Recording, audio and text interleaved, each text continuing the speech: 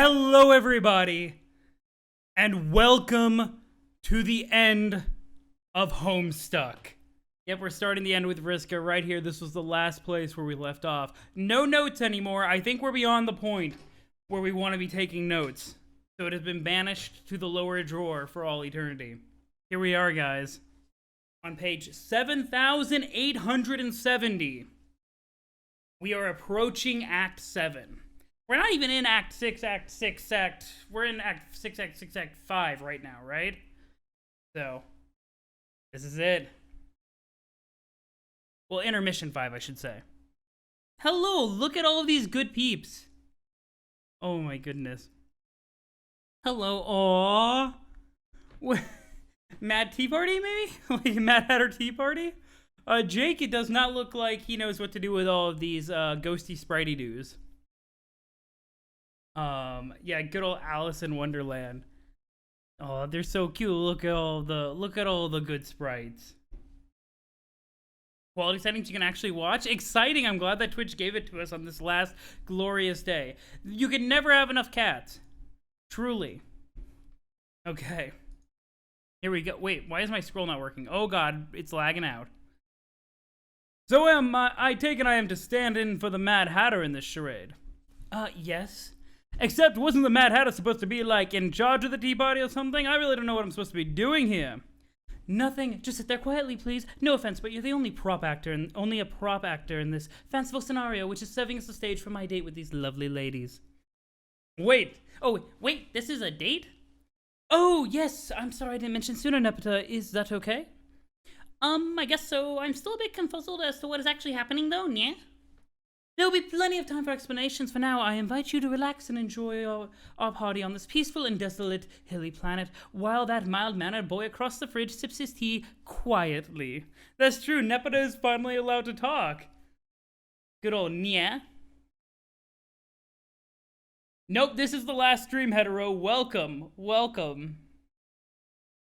You notice that my Jake voice is similar to my Theo voice? Oh, interesting. I never really even made that connection. Happy end times to you as well, Yum. The time has come. Also, Grandpa Harley died in similar circumstances. Speaking of, you know, Grandpa Harley. Interesting house that Joey Claire has, huh? But continuing on with the comic. I guess so. I'm still a bit confuzzled about what is actually happening, though. There'll be plenty of time for explanations. For now, I invite you to relax and enjoy our party on this peaceful and desolate hilly planet. Oh, I already said that part. Okay, but I'm mainly just wondering, where is everyone? Like, Equius, Carcat, are they okay? They're fine. Well, Carcat is fine, alive and well in this session. Equius is also fine in the same sense that you and I are both fine. Everyone else enjoys various states of being fine while alive and fine while dead. Oh, well, some of that sounds like good news at least. Blue Glass, did I play Hive Swap? Is it possible that a video of Hive Swap is going up on the YouTube channel this week? I don't know. Some of that sounds like a good news at least. It's all good news. I mean news. Especially that we are both here now on this date together. Again, assuming that you are okay with that. No pressure. I will say it's a very nice looking tea party you have here, but I've never actually been on a date. This is the first time for everything, right? I remember my first date. I was so nervous. Life hack. It helps if you are very, very drunk. Not that I'm prescribing this as a remedy for you. It's okay to be nervous. Besides, I sincerely doubt you are partial to the drink. I have a feeling catnip's your poison. I never really tried either. Sorry. Oh, poor MSPA. Such a sweet bean. Such a sweet bean. Surprise Pikachu face. Yo, Sans, thank you for the hydrate. I guess you guys will just have to see.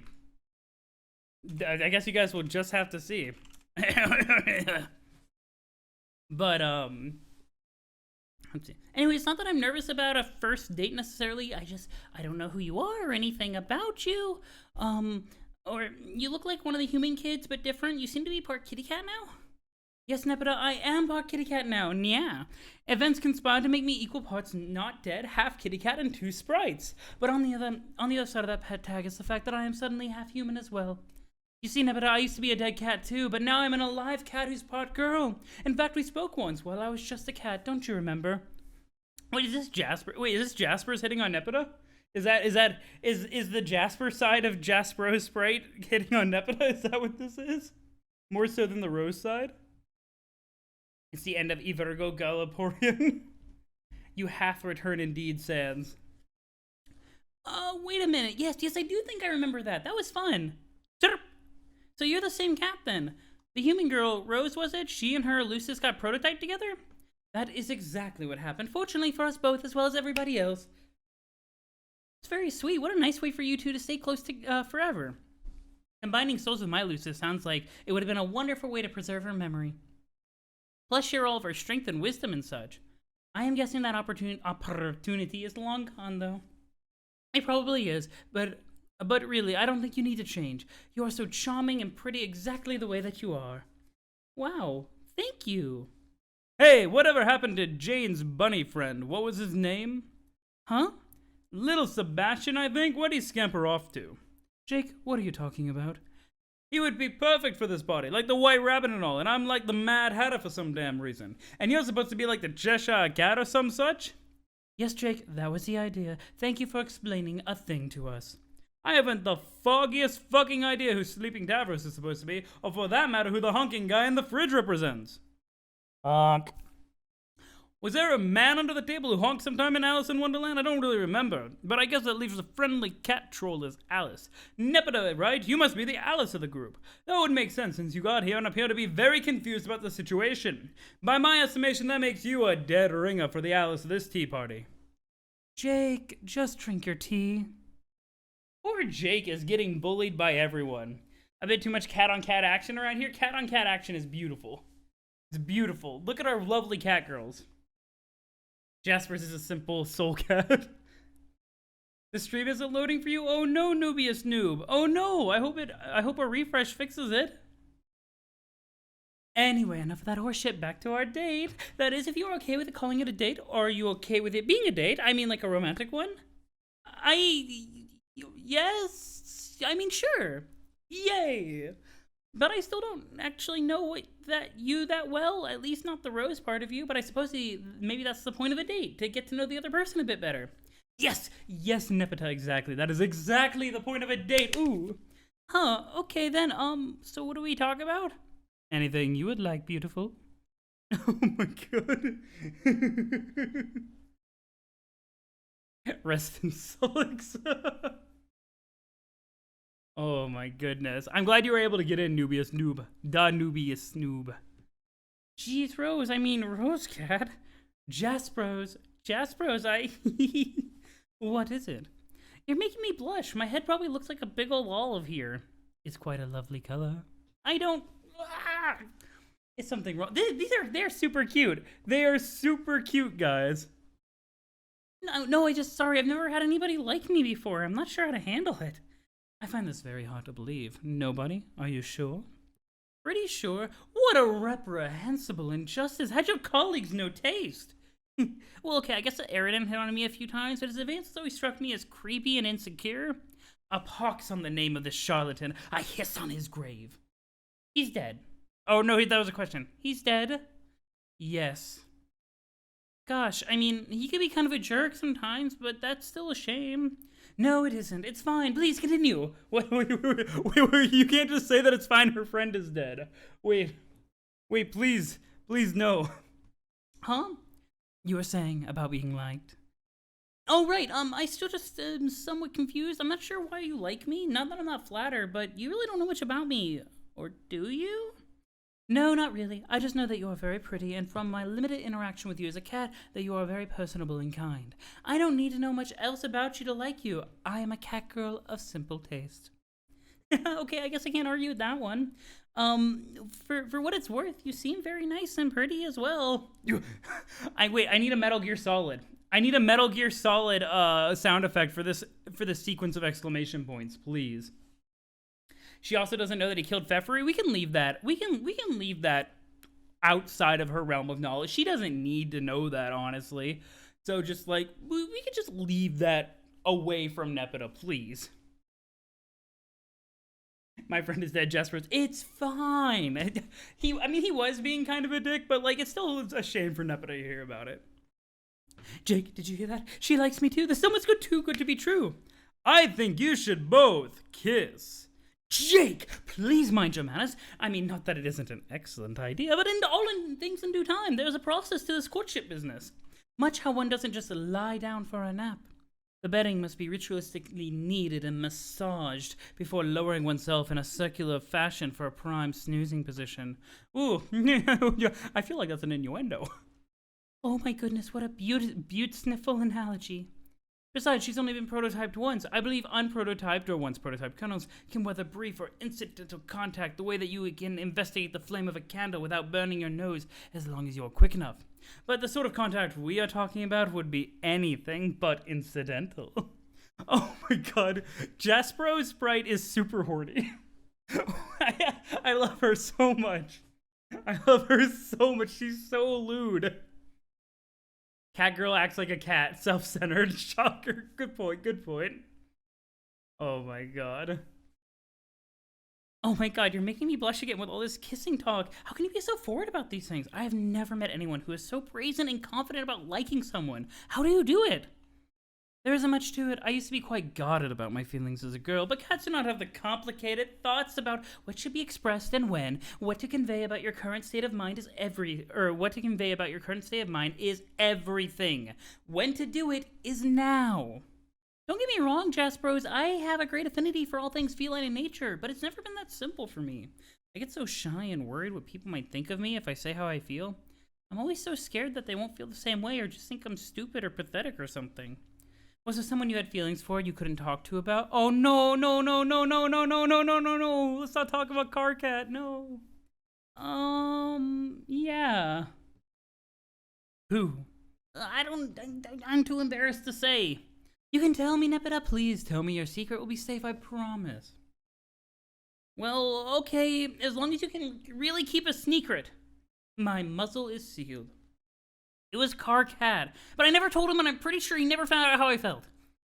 Car Cat, eh? Well, I'll let you know a little secret here too.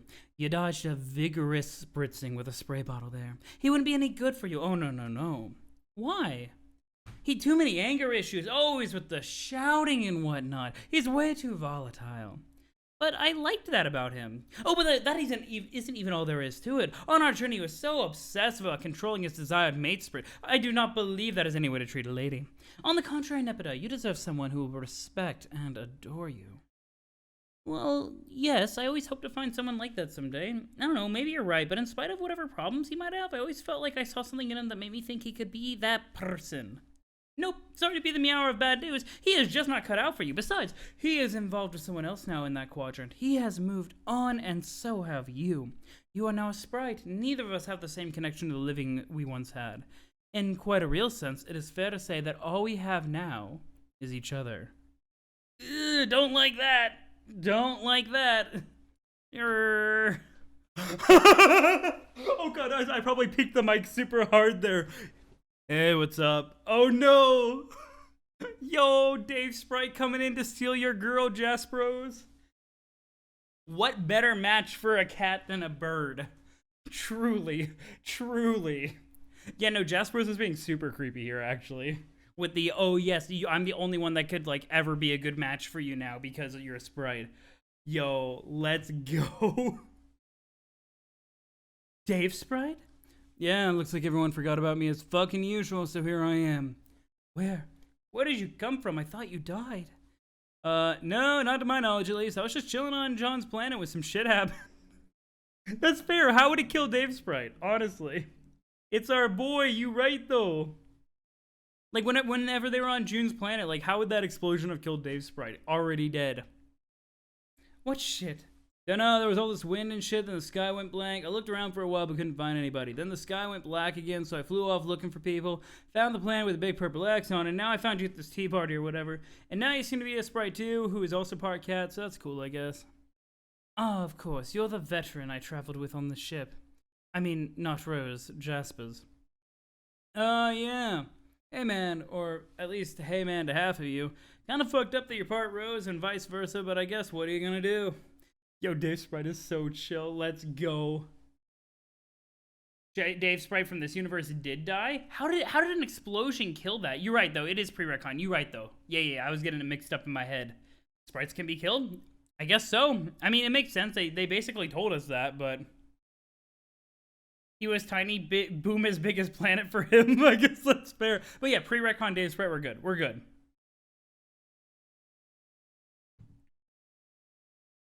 Be in a state of near perpetual satisfaction with my own existence as well. Anyway, I'm happy to see you're still alive, even if your bird-like appearance is making me feel a little bit riled up. I'll try to control myself, though. Cool, thanks. So, what kind of ludicrous nonsense do you have going on here in the land of Stonehenges and a big purple eggs? Is that like, is that Egbert-looking dude supposed to be the fucking Mad Hatter? Yeah! Okay, what's with the fridge? Please don't tell me somebody's locked up in the fridge. Honk. Dave, never mind the fridge. The tea party bullshit isn't quite what it seems. I am actually on a date, so maybe we can catch up later. A date? That's cool. With who, the Mad Hatter guy? Good lord, no. With MSPA. Sorry, I should have introduced you to her sooner. MSPA, this is Dave. He's my bird brother who is also a sprite. Hello. Yo. Oh, you're right. Dave Sprite did get pretty badly injured. Before. Yeah, that was way back when, though. I guess that's fair. Also, the muffled honks are fantastic. Oh god, here we go. Oh, this is going to be an interesting combination. Dave Sprite here to steal your girl. See, we're doing this. Hey, Nepina, nice to meet you. Don't worry, I'll get out your hair soon and let you get back to your tea day with Rose. Hi, Dave. It's nice to meet you, too. Damn straight, we are meeting the shit out of each other right now. Hey, put her there. Dave, no, don't. Prototype squared. Here we go. Oh, no. Schnink. I like Jake in the back, just like... That time your half-brother sprite, half-bird fused with your cat girlfriend. You're right, though. Mr. Fuse with your girl. Oh my god. Holy crap. Wait. Why does this sprite look so badass? I kind of love it. Ooh, the clockwork moon is such a cool symbol. Oh, I'm so down. It's amazing. Claw, motherfuckers. Okay, oh god, I have to have another voice. Oh, no. No! Hello? Anyone there? Or anyone home? Jade, anybody? Oh, hello, sir. I'm looking for a man they call the mayor. Is that you? Oh, it's silly me. Of course you are. It says right here on your handsome sash. How nice it is to meet you. Oh, my God. I'm dying. I was told that this is where Jade is sleeping. Do you know where she is? There you are. She looks so peaceful. How odd it is to think she's still in that dream bubble with my other self's ghost. What could they be talking about? The curiosity is maddening. I really want to get back to, what was it? Let me go back real quick and look at that. I think it was Dave Petta, right? Like Dave Petta Sprite? Is that what they said? Yeah, Dave Petta Sprite. I want to get back to them. Like, immediately. Oh my god. Yo, Sins, what's good? Squared, of course. Dave Petta Sprite squared. Please hurry back, Shade. Your friends all miss you here. See. So, where exactly are we going? Back to the source of all this. And where is that? You know already. Well, you don't have to be vague about it, Callie. You don't have to be vague about it. Yo, yeah, we are finishing Homestuck today, Sins. I am very excited. You there, boy 2, Return of Jafar. I want more WV terminal lines. Let's go. Well, wherever it is, I'm kind of wondering if maybe we should be waking up soon. I feel like my friends are probably going to need me. You can't wake up just yet. Why? It's not time. Not where your physical form is, at least. Where my physical form is? Then what about here? What about here? Sorry, this time stuff is really confusing. You're a space player. Yeah, I mean, if it's not the right time to wake up where I'm sleeping, how long do I have to wait here in order to wake up? The correlation between the passage of time and the furthest ring in any given physical location is tenuous. The measurement of time here is inseparable from the physical passage through its knotted space. Those two aspects are closely woven together here, to such an extent that they are barely separable. All aspects are. Really? All of them? Yes. I understand how this place has time and space, of course, even if they work together weirdly, but I don't see any of the others. One doesn't see abstractions. Not directly. That's very fair, though. That's very fair. Oh my goodness. Calty stop being so cryptic. Oh, she's, minor bits of cryptic. Minor cryptics. Each opposing pair is imbalanced to this field, so as to form a stable canvas. Though the canvas becomes less stable with each crack in the field, ordinarily one would never directly observe its constituent forces. The canvas would seem smooth from afar, but up close, as it were, the tapestry is circuitously woven. The aspects, while remaining in balance, interfere with each other. They interlock and intertwine. So neither space nor time functions linearly, nor are they conventionally measurable. Wow, I'm not sure I totally understand, but this is pretty interesting. Well, they're adding in new concepts. Cool. Also, you're right, Christmas dialogue with the colors. You are predisposed to find nuances of space intriguing, and since its opposing aspect is more related than you have perhaps realized, the challenges of understanding it are more compelling to you than you realize as well. Yeah, I guess so. Physics are all about space and time and such, which are fun to think about. I like all that stuff. Yes. So you're saying space and time and all other aspects, I guess, are more closely related here than in, like, more stable places, like my universe? They are less distinct from each other here, yes. You said passage of time is inseparable from traveling through space? Yes. So if we were holding still, time wouldn't be moving either? That is correct in a way. Though motion itself is not the absolute process, it is in... the motion itself is not the absolute process, it is in more a conventional... Oh, it is in a more conventional medium. Sorry, the grammar there was confusing me because I have small brain. The measurement of motion requires stable features for comparison, of which there are very few in the furthest ring typically. The more cracks that appear, ironically, the more the ring begins to stabilize, at least in a spatial and temporal sense. See, so if the cracks weren't there, how would we be able to tell if we were moving? Motion through the twisted space is not gauged by passing landmarks, but anchored to a particular destination. Destination is an idea maintained by the traveler. Ideas are settled composites of various aspects. Without clear understanding of destination, motion becomes less discernible.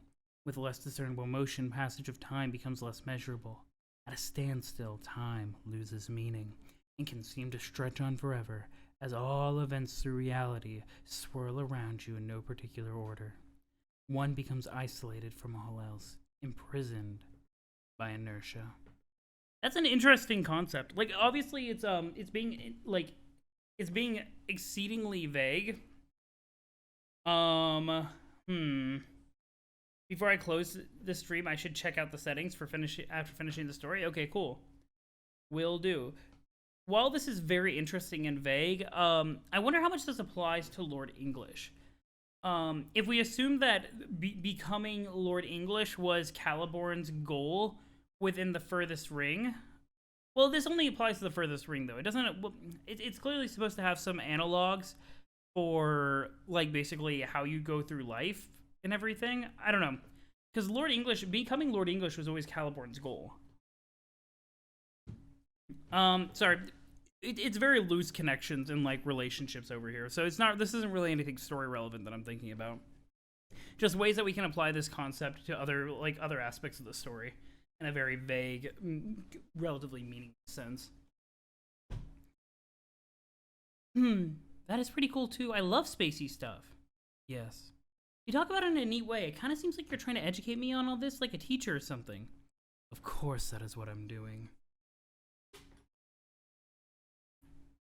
Oh.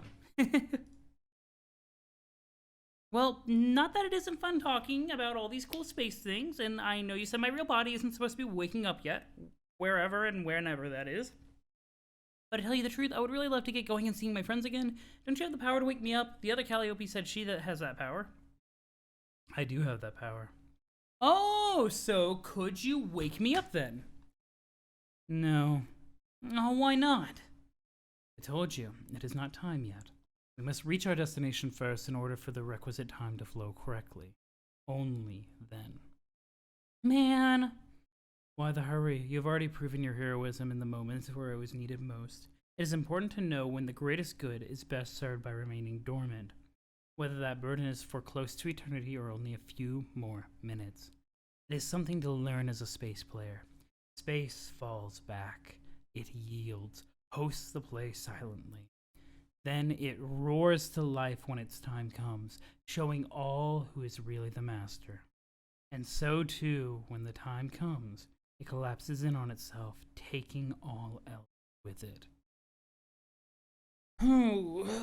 Getting a lot of feelings about, like, when it talks about space collapsing in on itself, taking all things with it, it makes me think of, like, a black hole. Especially with the way that, they're talking about space and time being intertwined and how it gets very vague, beyond the event horizon.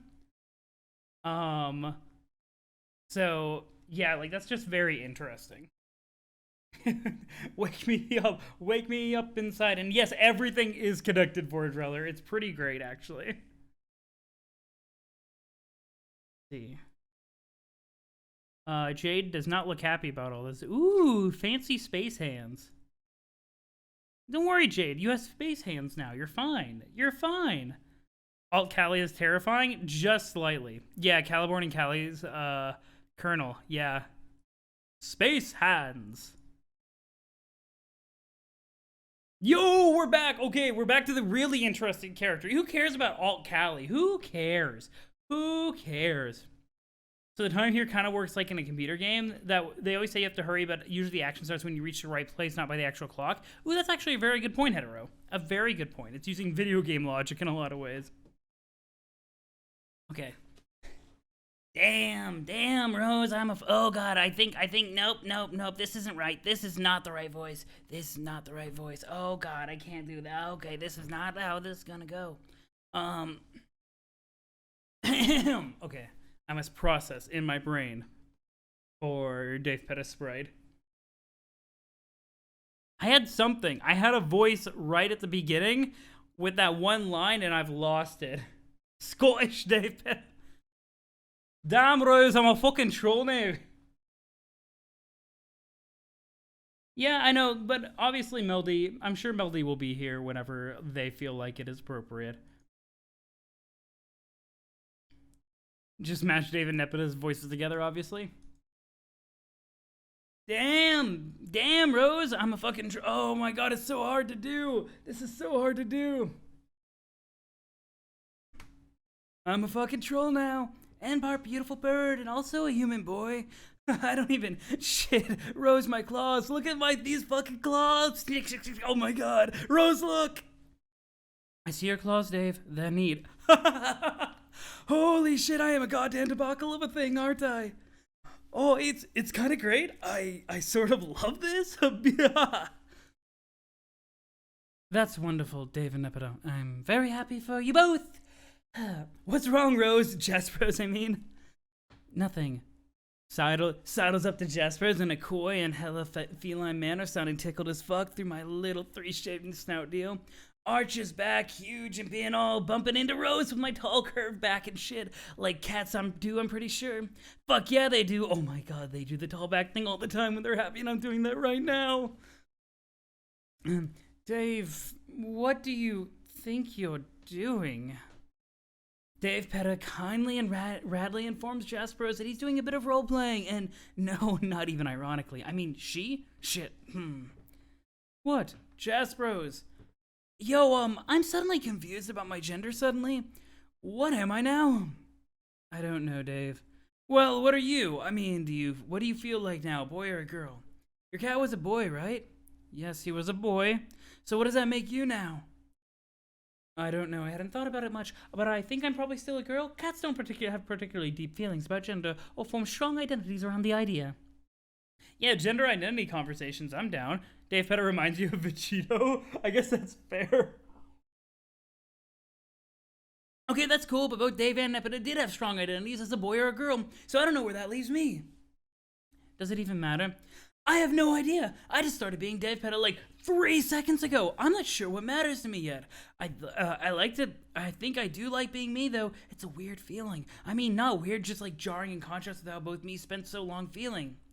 I think I know what you mean. You do? Yes, I was having the time of my life after I became Jaspros. Well, for a while there, at least. For a while? What's wrong now? Oh, nothing. I've returned to a normal Rose voice. This is just sad. This is where this is what happens when Jaspros loses her girl. She just becomes normal sad Rose, and all cat energy is gone. Dave Petta is the coolest dude you know. Yo, like I love Dave Petta so much. I love them so much. Let's see. It's hard to put into meows what I'm feeling suddenly. I think it might be loneliness. Lone lioness. Why? I'm here to keep you company. The Mad Hatter dude is still over there, doing whatever the fuck he's doing. You still have lots of friends. I know, but since your transformation, some feelings I thought I put behind me at the moment of my transformation quickly returned. They were dug up from their shallow graves and left on my doorstep by... You know what? I'm not even in the mood to finish that incredibly apt analogy. You'll have to connect the dots yourselves. What feelings have returned? As a cat, I never had any other girl cats around to be friendly with. That was a very simple emotion with which I could probably cope if it was all that was in play. The rose half is more complicated. I have memories from lots of roses. Oh, I hit the mic. I'm so sorry, guys. I'm so sorry, guys. I'm so sorry, guys. Is this true for you as well? I mean, memories from many Daves and Nepetas? Yeah. It, sure is a clusterfuck of sad dead days and sad dead Nepetas in my head. It feels alright though, like I'm a lot more detached from those experiences I ever felt before, but also there's a distinct feeling of having one Dave and one Nepeta stand out from the crowd of memories. All the versions of Dave Sprite and Nepeta I existed as right up until now both shook hands. They still kind of feel like the main ones. Let's see. The price of hand talking worth it, that's fair. Oh god, excuse me. Yes, exactly. The Rose I was prior to this and had just lost everything before she was killed. Her friends and also her mate Sprite. And when I came back as a Sprite, not as Jaspros yet, mind you, I was relieved to see everyone again. But it was also a melancholy return. I knew that I couldn't be with she couldn't be with me anymore because I was no longer a real Rose. But when I became Jaspros, everything changed again. I was a whole new being. Before me stretched a horizon full of small, distant, and slightly jostling curiosities to investigate, because you never know when something like that might turn out to be a mouse. There were so many new possibility kitties. Dude, I must say I am stoked for all the cat things you are saying. Shush, Dave. And yes, I concur about the cat things. Anyway, one of the new things that opened up to me was the idea that I didn't have to be alone anymore. That I was reborn to more thrilled to be alive than I could ever remember being in any incarnation. And that there was someone perfect waiting for me to bring her back. Another estranged soul like me. And now, I guess... all ruined. What's ruined? Never mind, Dave. Come on, tell me. Forget it. Rose, Jaspros, damn it, you can't possibly leave the story there. Possibly fuck. Still getting the hang of mastering the cute as hell urge to do cat puns literally whenever it can conceivably occur to me. Literally, oh no, that's a good one. Jaspros, Jaspy Cat. Shit, that's a bad nickname, sorry. Jaspros spread squared. You're talking about Nepeta, weren't you? I mean me, or part of me. Tell me.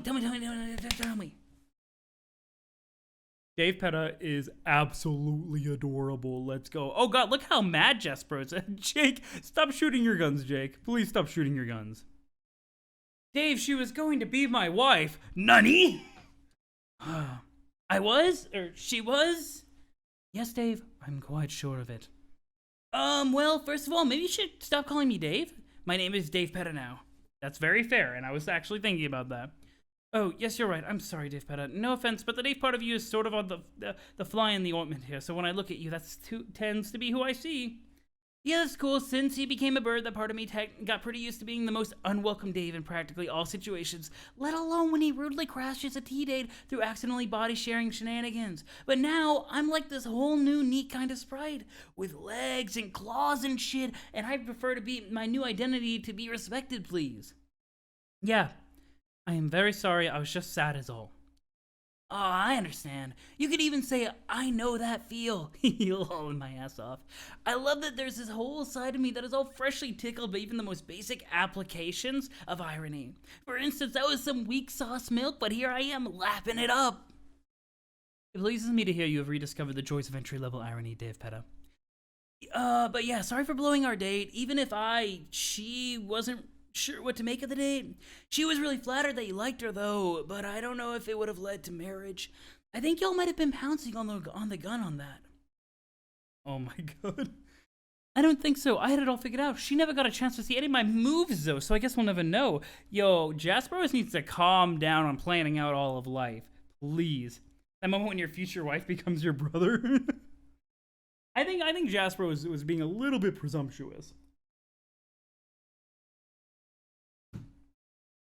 Oh, oh my god, hetero. Oh my god.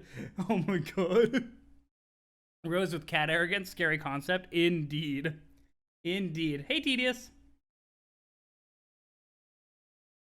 Let's see. Jake got invited to a tea party, wasn't welcome out, that got crashed with someone else and devolved into a back and forth between the others about it. I mean, that's fair. Yeah, no, let him shoot his gun. Let's see. I don't know, getting married isn't even really a thing for trolls. It's just a figure of speech. It isn't a thing for cats either, remember? Okay, but even so, I don't think you can force something like that. We would have needed to spend more time together and stuff to find out. Yes, we would have spent that time together and it would have been magical, trust me. God damn, Rose, getting some kitty mixed up in you made you hella smugger than usual. Kinda dig it? It suits you. Does it? I mean, you were always full of yourself, but now you're owning it completely. Feels a lot more honest, to be honest. Wow, that is, wow, actually such a nice compliment. Thank you, Dave Petta. You know, the fridge is like all fucking set up and whatnot. The tea is there. Jake is still set in the mood with the space cadet antics on a nearby hill. We could just, like, keep doing our date? What? Look at how cute Dave Petta is. Look at how cute Dave Petta is. Don't flirt, please. The lines get a little crossed. Like, the lines get a little weird when we get to sprite fusion. For who should be dating who. Oh my god. I mean, platonically, of course, like a cat tongue. Actually, no, never went, none, that fucking sucked. But yeah, what's the deal? Let's keep hard tea partying and chatting about our unique sprite issues and stuff. Maybe even do a smidgen of choice RPing if it strikes our fancy. I think that could turn out to be pretty cute and dope. Maybe. You know, gotta say, the Nepeta part of me is like genuinely mystified about what the issue even is. What issue? Us dating, like as in a normal romantic tea drinking date. Oh, yeah, it makes sense that she wouldn't understand. I mean, the date part of me is obviously like all like, no, stop, when I think about it. But that little fussy brain tantrum isn't making me feel weird or uncomfortable. It's just sort of cracking me up. That's a good way of putting it. My inner mono-dialogues have been very amusing to me, too. I guess I'm still just a bit uncertain about my nature and my beliefs and whatnot. What about you, though? You're part cat, so how do you feel about that issue?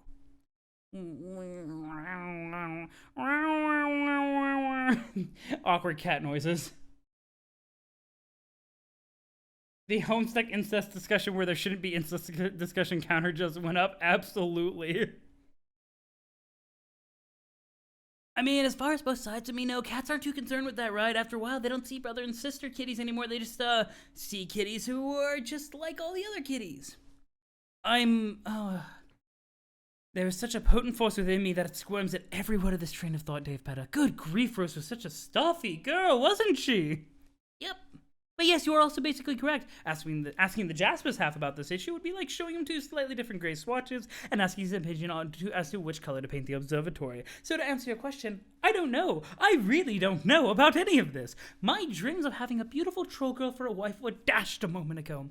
So I've been speaking from a despondent state of mind since you came into existence. But maybe what you're saying makes sense. I need some time to meow it over. Meow. So good. That was supposed to mean mole, right? Yes, Dave Petta, that meant mole.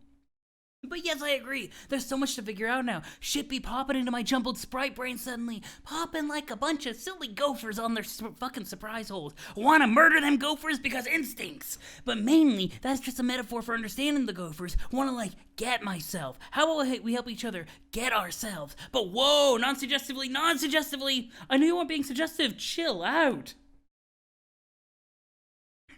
And Rose wanted a beautiful troll girl as a wife. What a surprise. Yeah, I mean, Jaspers just has to accept that the world is a much stranger place than it was about 6 hours ago. These kids don't know shit, literally born a second ago. Old art style? Oh yeah, you're right though. It is a very different art style than what we've normally seen. We saw this earlier in the comic, right? I don't know. I'm not super familiar with Hussie's breadth of work. Hus Nasty returns. Ah, yes, in the precast. Yeah, okay. Gotcha. So, how would you like me to help you get yourself? I don't know. When we were on our date, you were talking to me about stuff and I was acting all embarrassed. That was pretty cool. At least Nepeta thought so. You mean about her liking Cockhead and such? Yeah, and you know what's crazy? Even in my new oh. Wait a second. Dave Petta is like full on Carcat simp, right? Stan, I can't say that. I can't say simp. Simple plan, simple thoughts, simple gay rights. But yeah, like Rose will forever live in the fear of Carcat stealing her Dave Petta.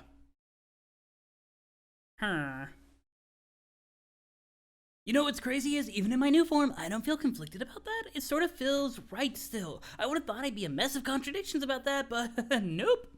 Weird, right? If you say so.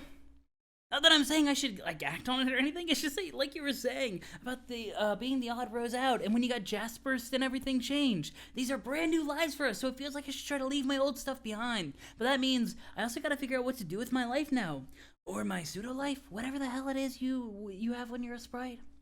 Then what do you want to do with your pseudo life? Oh man, you're gonna think I'm crazy for even saying this.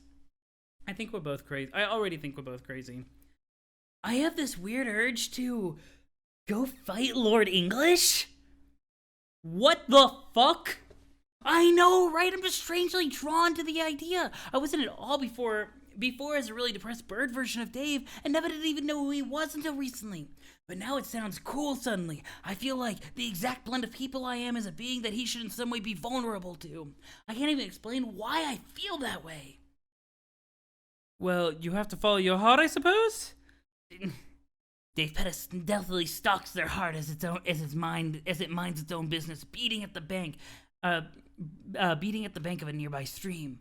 They crouch into one of those quintessential cat poses with like their butt in the air. Dave Petta starts wriggling their ass furiously, gets mildly distracted by the wriggling of its own ass, becomes more intrigued by the movement of ass than the beating of heart. Is this just what we're doing now? Nah, I'm just messing. Okay, well, if we're going to make a habit of role-playing, I would like a script to script out some scenarios in advance. I'm concerned that too much improvisation could end up muddying the narrative. Okay, you go right ahead and do that. Sure, Jasper, sure. This is wild. This is absolutely wild.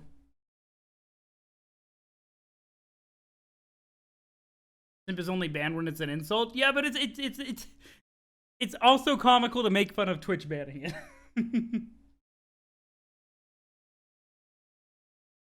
If this is genetic, you're worried about Roxy and Dirk. You read one comment time ago in a fan music for Dave Pett explain how they could be the ultimate ending for Lord English. Yeah, sure, go for it. Go for it. Post it in Discord. I'm not going to be looking at Discord until I finish this comic, so I'll read it afterwards. This is lovely, though, guys. Definitely not what I expected going into the last bit of the comic. Like, why is this happening with, like, 200 pages left in the comic? Come on now. It's amazing. All right. So what do you want to do now? You're not going off to fight Lord English right away, are you? No, I don't think so. There's no hurry. The dude's whole shtick is being basically eternal and always being already here or whatever. So wherever he is, in that case, I think it just means out there somewhere. I think there are a few more things I want to take care of here before I sink my claws in that grade A slab of beef prey. Like what? There's somebody I'd like to catch up with first. Who? Just a couple of bros from the past. I think they would want to see me before I go, or at least be made aware that I existed all as a badass double sprite. Alright, please give these bros my best then. I will! Oh no, guys, I don't want... No, this is... Like, Dave is gonna be so confused. Dave is gonna be so confused, unless you just want to save best character for last. I guess so. Let's see. He messed up then because he introduced WV like 7,000 pages ago. Oh my god. Vroom? Vroom? Hello. What are you making? What are you making, Arceus Sprite? Maybe I should have let that... I should have let that finish. Wait, I hit go back. Okay, he made that thing, a grist rig. I should have let that finish instead of getting excited and just going. Are we just gonna be mining grist that's bad for the environment? Like, okay. No, it's a grist. It's a fucking oil rig. It's a fucking grist rig. Thank you very much. Oh, there we go. Oh yeah, they need. Oh right, so this is the mechanism that they have to release the grist into Skya to start the thing, right? Okay, yeah, they mentioned this before. Fracking stuck. Oh my god. Is Arceus having access to suburban use a sprite power or robot glasses power? That's an excellent question. I would assume it's the well, I don't know. Oh, this looks cool. Oh, this is so cool looking. I like it. Trezzy gonna lobby against grist fracking. You right though. You right though. Oh, wait a second. Wait, Arceus is gonna be very confused. He's like, sup? Yeah, that's what the houses were for. I remember Vriska telling them that earlier, but it's really cool to see it in action. Oh no, it's fine. This is gonna be beautiful. It's fine. This is fine. It's just, you know, Dirk and Equius meeting Dave and Nepeta, but hella fucking fused. It's fine. What's the worst that could happen with this conversation?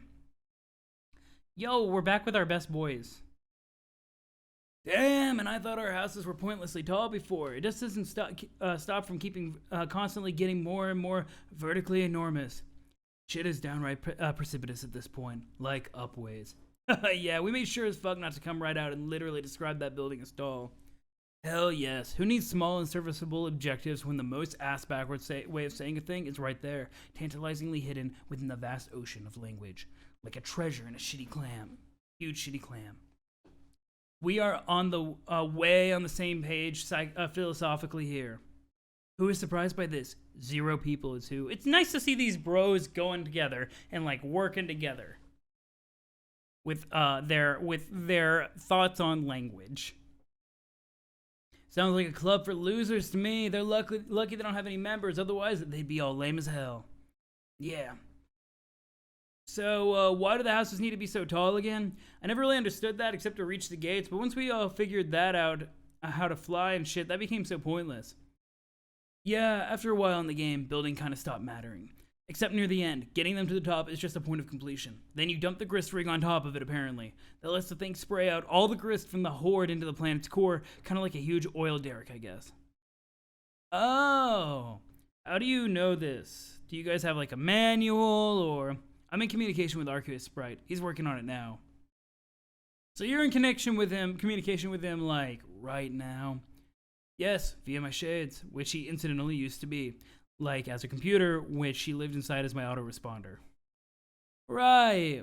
And why did you make that thing again? Not that you ever told me before. Again is like a stammering tack on to that sentence, so as to try not to sound too fucking rude. I don't think it's a rude question. It's perfectly fair to wonder what was going on through my head when I made him. I spent a lot of time wondering about that myself. So you just straight up programmed a copy of your brain. There was some programming involved, but also a bit of cheating through the mapping of capture log ghost imprint of my brain. I guess part of it was just about trying to understand myself. I don't think I would have put it that way at the time. For a while, I insisted he was meant to be a debate partner or some horse shit. I was pretty young and had some stupid ideas, about irony in particular, but also a lot of mostly faux intellectual thoughts on a wide variety of topics, like philosophy, consciousness, programming, identity, history, ancient pop culture. Really, it ran the full gamut of pretension. Not that I still don't find that stuff interesting, I just like to think that I'm somewhat less full of shit about it all now.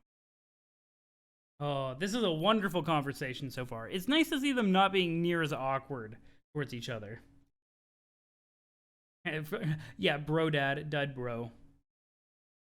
Yeah, they're feeling a bit better now, but don't forget, one talk ain't gonna fix all your issues. Go see a psychiatrist. Agreed. This is the first step to them actually having a real relationship that is somewhat healthy. At a time when you're so boring, you replicate your brain in the glasses. Oh my god. All the psychiatrists are dead, though. Oh yeah, though. I mean, that's fair, actually. Maybe when they pop the new universe into existence, it'll come pre-populated with a free psychiatrist. I don't know. Yeah, me too. I mean, about my interests and stuff. Creating him was an interesting exercise, I guess, but over the years, I came to see his development as one of my biggest mistakes. He sort of turned into a monster, but I could never bring myself to get rid of him or even blame him for being an asshole because he wasn't actually that different from me. Like, by definition. He seems alright as Arceus, though. At least it keeps him busy, obsessing over his muscles, asking for milk and shit like that. I guess I started some projects I regretted. But nothing like making a milk weirdo eventually exists. It sounds fucked up, but it's also kind of an awesome story in its own way. Guess so. Maybe I'm lucky I was never that good with computers. Now computer art, that's a different story. Okay, it actually isn't. I fucking suck at that too. But damn it, I try my best and make some magic happen, at least in my own mind, so maybe that's good enough. Certainly worked out for you in my universe. Yeah, I mean, I did capture log my own ghost brain once, but I didn't know what to make of that and thought it was kind of weird, so that never went anywhere. Probably for the best. Yeah, it definitely is. Tinkering with your own mind or identity or whatever, it's a dark road to go down. There are enough splinters of everyone running around out there as it is, just as a natural byproduct of our reality. For me in particular. Probably for you too as a time player. That process doesn't need to be encouraged or fucked with. For real, my bro did some cool things with computers too. I mean, nothing like making a clone of his brain or anything, thank God. Just some absurd bullshit with web bots and stuff, mostly to help him prop up his various enterprises. You mean the porn stuff? Yeah, but with puppets, of course. It was always about the puppets. Naturally. He made all these porn bots that would just talk to each other in a chat room endlessly, all like getting each other riled up about some squishy bottoms and whatnot. Whoa, man, Beta Dirk is fucking weird, yo. Beta Dirk is just kind of weird. Not to be too judgmental, but like out of all the characters, like there's some that's like, yeah, I can see how you got this way despite the oddities. Yo, bro, Beta Dirk is just a fucking weirdo. I just would like to say, with his like puppet chat room sex bots. Like, Beta Dirk was near Lil Cow all the time. That's fair. That's very fair. I haven't figured out that you're all just porn chat bots talking to each other yet. Oh no. Oh no. He did grow up with Cow. You guys are right. He did grow up with Cow. Actually, it's pretty entertaining watching them go at it for hours. I think there might have been some teetering on the threshold of something resembling self-awareness, except they only seem to apply that faculty to reach even more heightened states of sexual excitement for a bunch of nude soft puppets. That sounds oddly rewarding. I mean, not to say he wasn't still a douche, but as a pastime, cultivating a group of earnest erotic puppet-loving chatbots sounds so much more relaxing than painstakingly constructing a version of your own brain and then arguing with it for years thereafter. Almost like tending to a little flock of pigeons. Yeah, you know, he did some cool things. It wasn't necessarily all inherently terrible. Things I would really appreciate under better circumstances. He definitely had a lot of drive and also some ideas that warranted a certain amount of respect, I guess. He just... Maybe he should not have been allowed near a child? That's all I'm saying. That's very fair. That's very fair. Oh my god. Self-destruct mode activate. DDR Dave Dirk relationship. Oh god. Oh god. They have such long little bits of discussion. Oh my god. I have like constant like death in my throat. You know what I mean? Like it's from drinking soda all the time. Too many carbonated beverages, and it does not lend itself well to like reading constantly. I say as I drink more soda. Sounds about right. We don't really have to talk to him anymore, though, if it's going to start more bad shit for you, or talk about him. Nah, I'm alright. I think that's mostly out of my system. I mean, not forever, because I don't think that's how things work. I mean, I just mean my venting fit is over, and I'm probably good for another 16 years or so, and I can return to being mostly deadpan and rad. Okay. Well, in 16 years, if you need someone to vent to you again, let me know. Aw, that's really sweet. Aw, that's really sweet, actually. Kidney stones? Probably one day. Oh. Sure, assuming that we haven't been killed by like 10 jacks before that, I will. You certainly seem to be the right guy for that. For what? I mean, like, the most suitable recipient of my hysterical fits on this particular subject. There is no way I would ever tell Carcat all that. I mean, maybe some stuff, but not all that stuff. It's just too heavy. I certainly wasn't going to mention that stuff to Rose or John or Jade or whoever else. If I was ever going to do one of my patented acrobatic pirouettes off the particular handle to anyone, it really only could have been at him. Except he was dead. And even if he wasn't, and I did say all that shit, there's no way it could have resulted in anything resembling reconciliation. Which I think was something I kind of needed. I didn't realize it. So, thank you for being a really plausible stand-in for him, who I could rip to shreds, while still being basically innocent of all the terrible garbage, so you end up just sort of being like an avatar for him that is much easier to forgive. I mean, maybe forgive isn't the right word, because I'm not sure he deserves that. And anyway, it doesn't matter, because he's been dead for years, and at this point, it's just an irrelevant, deceased weirdo who doesn't matter anymore. I guess I mean coming around to a place where I don't have to feel rotten about all this all the time anymore. And I guess I'm lucky I got to blunder into a reality that just happened to have the exact right version of a dude, which made that possible for me.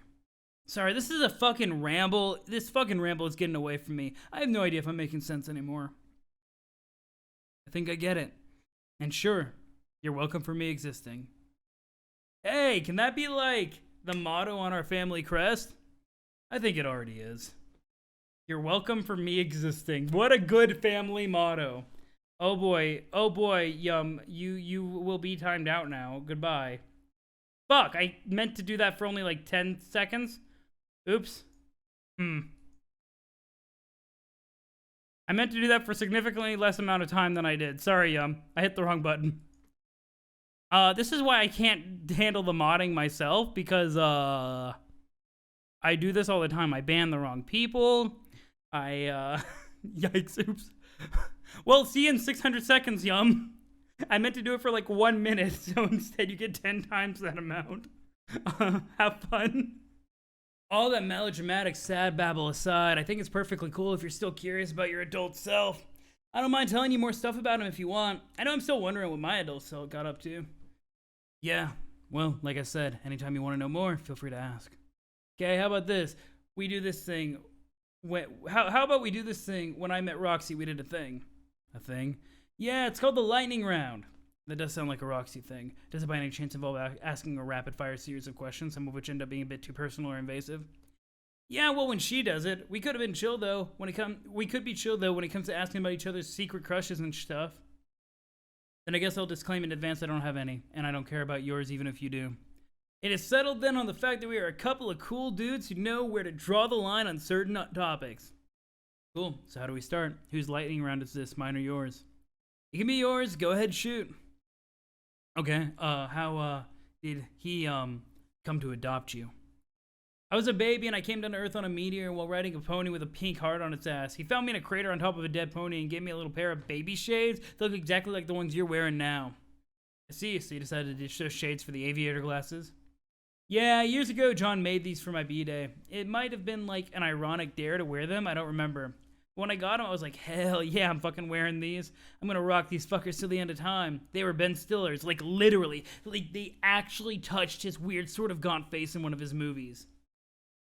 Yo, I think that was a fantastic gift from June. Honestly.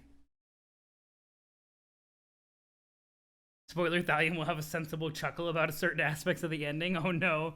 Oh no. What did I say, Void? You can't just go around spoiling my ending, the ending of the stream for everyone. Wait, the Stiller? Yeah. Incredible. Also, such a shame what happened to that poor man. Wait, what happened to him? I can tell you when it's your lightning round. Or mine. Whatever. I'm not sure whose lightning round it is when you're the one asking questions. Then I ask Roxy. Okay, anyway, didn't mean to interrupt. But yeah, we would send each other other stuff sometimes. Me and John, well, we all would. We usually absurd birthday packages and such. We did that too. Except I had to send things through time. Always had to figure out stuff small enough to send through the sendificator, even if it was piece by piece. Nice! One time it turned out we accidentally sent presents through time. I mean, not literally, more in a roundabout way. We all sent John a rabbit, but all 3 rabbits just turned out to be the same damn rabbit because of stupid time shit. Once I deliberately and quite literally sent a rabbit through time, it was a robot. Wow. He was a loyal friend of Jane. I don't know what happened to him, though. Yeah, I don't know what happened to John's rabbit either. Rabbits, am I right? I hear you, man. What next? You say he owned Cal as well? Yep. Did he come down to Earth on a meteor with Cal too? I think so. That was a long time ago. Kind of weird to imagine him strutting around with that puppet as a kid in the 80s. Or maybe just kind of funny, actually. He sure held onto it for a long time. Must have gotten attached at a real early age and just never let go. I guess he fell to Earth with one of those things too? Yeah, but if I came to Earth on a meteor the same way you all did, then I guess I got dunked right in the fucking ocean. Which makes sense. One of my earliest memories is of using Cal as a flotation device. So he sort of saved my life in a way. I guess I bonded with him too, the way your bro did, even if that sounds a bit stupid. Then again, it didn't help matters much that I lived alone in the middle of the ocean. He was my only real-life friend. I mean, until I built up some new ones. Wait, we fucked up. I asked you a question, it's not my turn. Keep firing. How did your bro die? He died fighting one of the Jacks. At this point, I almost forgot which one. No, wait. Yeah, it was the omnipotent dog one, the Jack from our session. He was like fighting a lesser form of him, and then Jack got extra prototyped by dog powers, and then got outmatched and stabbed with his own sword. Pretty sure Dave Sprite was fighting with him and almost died too, but then it turned out he didn't. But I'm at least 99% sure that Dave Sprite is definitely dead and won't suddenly reappear as a stupid sunrise or anything.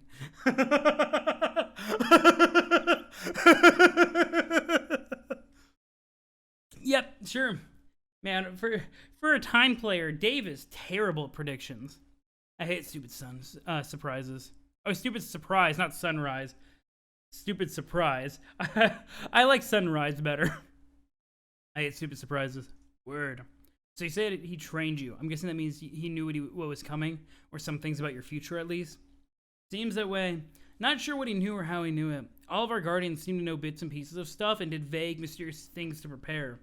To this day, I have no idea if he was training me to fight Lord English, or if he knew who that guy was on a conscious level.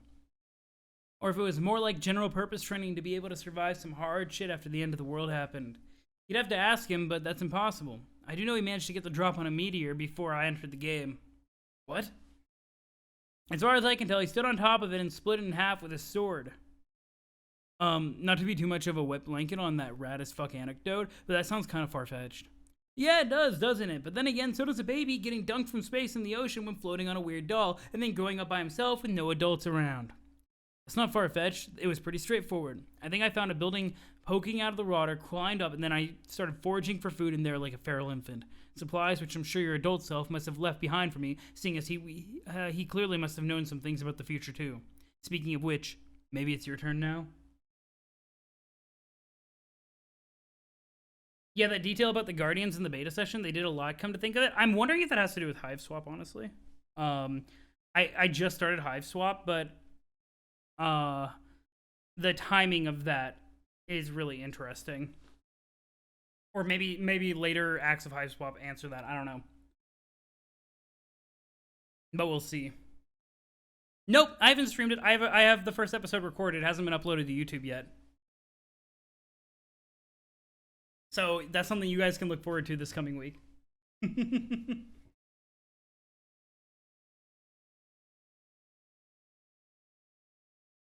How am I going to do High Swap without streaming it to us? By recording it. By recording it. Play Friendship this Forest Hive Swap Act 2? Interesting. I was under the impression that, like, Friendsim is, like, super weird, but okay. Gotcha. Play Friendsim first. I'll keep an eye out for it. Yeah, okay, questions about me? Let's see. Okay, first, the fuck of all. What happened to Ben Stiller? He was deemed a heretic and was crucified on the Washington Monument by some clowns. Wow. Due to his dedication to freedom and peace, he came to be seen as a martyr and then a holy figure.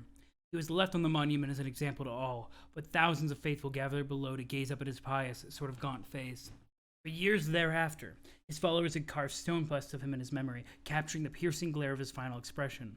But they were all smashed to pieces by the presidential church. That religious movement didn't last very long. Rumor has the Batter Witch has a lot of experience crushing righteous insurrections. That's true. She is very good at doing that. You could ask Cancry. Did my adult self get pissed about Stiller? I bet he got so pissed. Yeah, there was a whole series of final insults that led to his active rebellion instead of just producing subversive media. At one point, the witch remastered all of his films, clean up all the shitty artifacts, and release them in stunning high-def quality all over the world, using a rational business model and everything. That really set him off. Yeah, how dare she use a rational business model? How dare she make the films quality? How dare? It would be like if somebody made an anime out of Homestuck. Hussie would roll over in its grave. I said friendsim correctly, finally, not friendism. You're right, though, Blue Glass. I realized that this week that it was actually friendsim, like a friendsim, like basically a friend like simulation game, and I thought it was a weird Homestuck naming convention, and always swapped those letters in my head the entire time. What the fuck? How dare that woman? So then he tried to kill the Batter Witch, right? So who is this? Who is the exact same alien as Secondas in this session? Yes, same one. And yeah, he teamed up with Rose from the same era. They supposedly put up a good fight, but both died. So, does John know he's literally about to go fight Betty Crocker yet, or what? Yo, I can't wait for June to figure that out if she hasn't already. I have no idea. I really don't know John all that well or any of your friends. I know Jane was the heiress to the Crocker brand. Obviously, it is her name after all. Was John the heir to the Empire in his universe? Nah, I mean, not to my knowledge, or not to my or his knowledge. He just fucking hated the company for some reason. I think his reason was literally as mundane as just being slightly overexposed to cake. That's classic John, though. He doesn't get pissed about anything except for the absolute dumbest shit. But I guess his instincts were right in this case. Maybe we should just not tell him that he's fighting Crocker. I think the poor dude has probably had enough mental breakdowns for one adventure. We all have. I'd like to get to know him. Not to mention Rose and Jade. Would have been nice to hang out and chat in a circumstance where we weren't both supposed to prepare for imminent deadly struggle. Aw, Dirk. Dirk just wants to make friends. Dirk just wants to make a lot of friends. Yeah, well, I guess we could have hung out there for a few minutes longer. I mean, you wouldn't have gotten much out of Jade who was stuck in permanent nap mode. Just like old times, I guess. Huh? She used to sleep a lot. Ah. Yeah, there wasn't much time except for like a bunch of heys and ho, hi, hey, nice to meet yous. And also, I think I would have still been a shitty train wreck socially if we all just hunkered down right then and there for another extensive round of freestyle pal talk. Right, I was kind of nervous about lingering there for more than a minute too, mainly because of Jake. I didn't want to make him uncomfortable. I think I've done enough of that. I guess Jake was kind of like your John of the group, huh? Wait, no, that was a pretty dumb observation. Never mind. Nah, that sounds about right. Seems like John was your close buddy growing up and Jake was mine. John and I never really had anything like a falling out, except for not talking to each other for a few years on account of being on a meteor and boat respectively. But I guess you two had some buddy troubles or something? Yes, a lot of buddy troubles. I vaguely touched on it earlier. I was a really bad influence in his life. What happened? A lot of things that were mostly my fault. Basically, I think I bullied him into dating me, although I had plenty of help from my autoresponder. There were a lot of insane plans that he hatched on my behalf, but in fairness, I went along with them. To this day, I can't really tell how much of that bullshit was his doing and how much was mine, which I've covered up through denial or selective memory. Wait! You dated Jake? Yeah, that didn't last long. It was really lopsided and kind of forced. So, you... What? No, then I just think we're breaking one of the rules here. This tangent got too personal. Oh yeah, I forgot we weren't doing that. That feeling when you accidentally feels jam and feels talk your way into talking about your love life. They done fucked up. They done fucked up.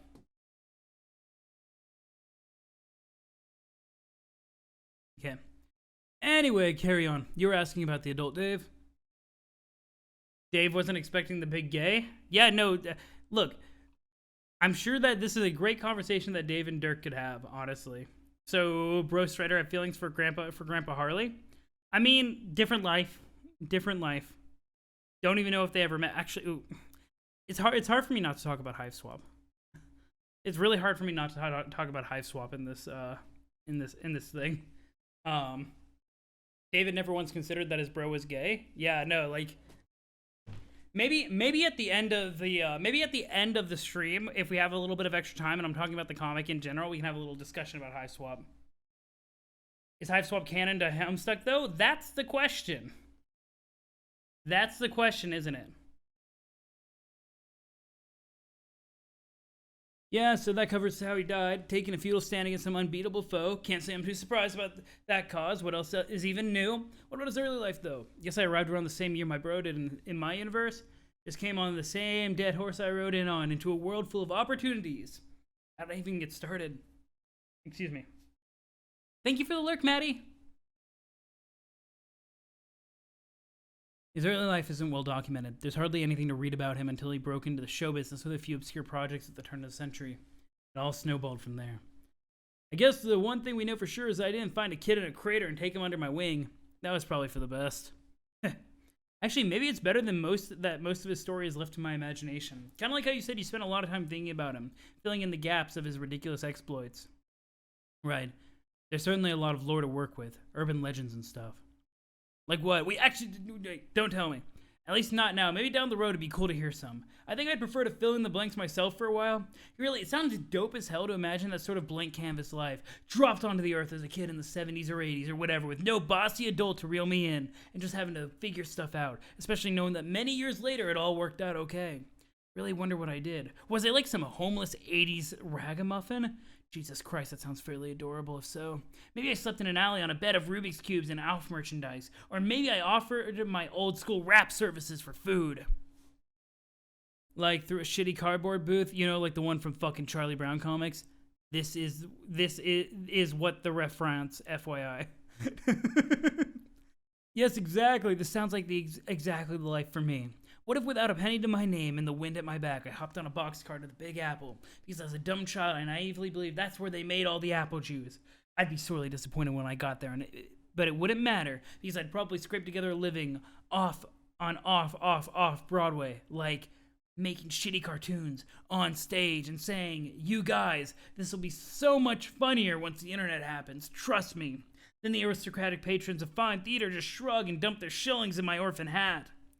Sounds to me like you've already been reading up on the urban legend, or like you've been reading up on the urban legends already. Never played Hive Swap, but the name itself contradicts Homestuck. How can you swap your hive if you're Homestuck? Hydrate with water? One of these days. One of these days. That's a fair call, though. That's a fair call. I wonder if he had, like, friends? Sounds like he knew a lot of people, at least later in life. Sure, I mean, I know, I'm sure he knew Rose at some point because obviously they teamed up, but as fairly old people, it sounds as though they only knew each other as a result of their notability. This seems likely. I mean, more like the friends I grew up with. He couldn't have grown up with John or Jade as friends because they were already old by the time he got there. His cool 80s kid fantasy was probably just a lot lonelier than I've been picturing in my sweet daydreams. I didn't even have the mayor. God, what a nightmare now that I think about it. I wonder if all he cared about was making ludicrous shit and fighting evil pastry moguls. you know if you had any other interests? Like what? I don't know. Did you ever read any urban legends about paleontology? This is actually a very interesting introspection into Alt Dave. Like the idea that was he so enamored with his art, that he never developed in the same way that this Dave did. I don't know. I think it's very intriguing, personally. Not that I recall. I guess he probably didn't do anything with that. What a shame. Maybe he never even got the idea since he had completely different experiences. But if I were suddenly dropped back in the 20th century, I probably would have looked into it at some point. I don't know how, though. I think it would be mainly like some sort of therapeutic interest, something relaxing to think about instead of a bunch of dumb, ironic, and stupidly ambitious objectives. Yeah, like the porn bots. Yeah, exactly. Maybe someday, when we're both old men, you can live a quiet life tending to your fossils, and I'll do the same with my dear collection of simple-minded chat robots fixated on puppet ass. Sounds like the fucking life to me. That's such a what a sweet thing to come out of such stupid words. What a sweet sentiment to come out of the stupidest collection of words that I've ever had to utter. My dear collection of simple-minded chat robots fixated on puppet ass. And yet, it makes my heart warm. What was the lightning round question that this stemmed from again? I forgot. Don't know, maybe we're tapering off with the lightning round stuff anyway, and it's just naturally deteriorating into regular dude chat. Maybe. You sure you don't have anything else before we say it's officially deteriorated? Okay, here's a curveball. What the fuck are you wearing? My Prince gear. You know, leggings, slippers, the poofy asshole pants, a hood of some sort with a cloth tiara deal embedded in it. Basic stuff for princes, apparently. Gotta say, some of these god tier ensembles really are something. I thought I hated it at first, but over the couple of hours I spent flying back with time to think about all sorts of stuff, kind of grew on me. The asshole pants are pretty damn comfortable, so I don't know if I even care how stupid they look. And I am kind of an asshole after all, so who am I to complain? I thought the same thing about my cape outfit at first. Felt like some bozo from the Renaissance Festival. Like maybe I should get on a horse and sing a shitty ballad. But then it grew on me pretty quickly. Hardly ever took it off in 3 years. You're right, it's comfortable, and they're fucking magic pajamas or whatever, and they start to feel like a part of who you are after long enough. I mean, they are supposed to last you forever, right? Kind of by definition, since they come along with the immortality. Maybe part of their magic nature includes this insidious quality where they grow on you. Or not, I don't know. Maybe this is a bullshit and I'll just wear some normal person clothes when this is all over. What about you? Are you ever gonna wear god duds forever?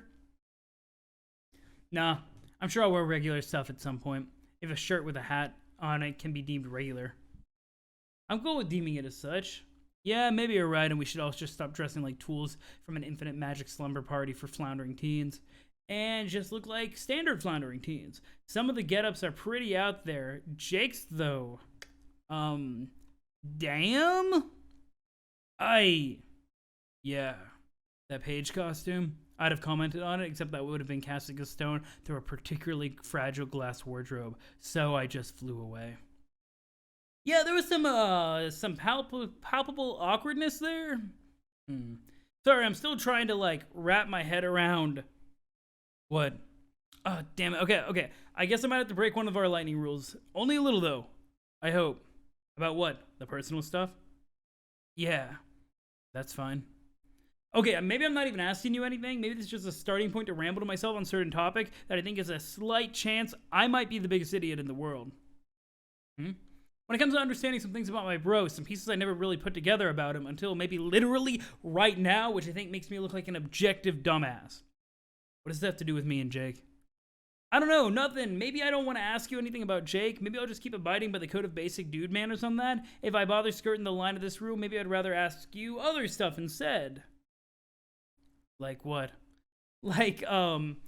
Say one of your best friends is a knucklehead you haven't seen in 3 years, and unless you use ultra-direct and explicit language, he just won't put two and two together himself. And also, say another best friend is a girl you feel like you haven't had any kind of special relationship with, but you also hadn't seen in 3 years, and she's asleep, or you feel like you had a special kind of relationship with, and she's asleep, but at some point, she'll wake up and you'll have to talk to her. This is dumb and not making any sense. Let me start over. Let's say, way back whenever, how did you tell your friends? Aw, Dave, He wants advice on how to come out to his friends. Oh. The implication being that he can't handle social interaction with real people. Oh yeah, referring to both Dave and Dirk, yeah. With their life plans.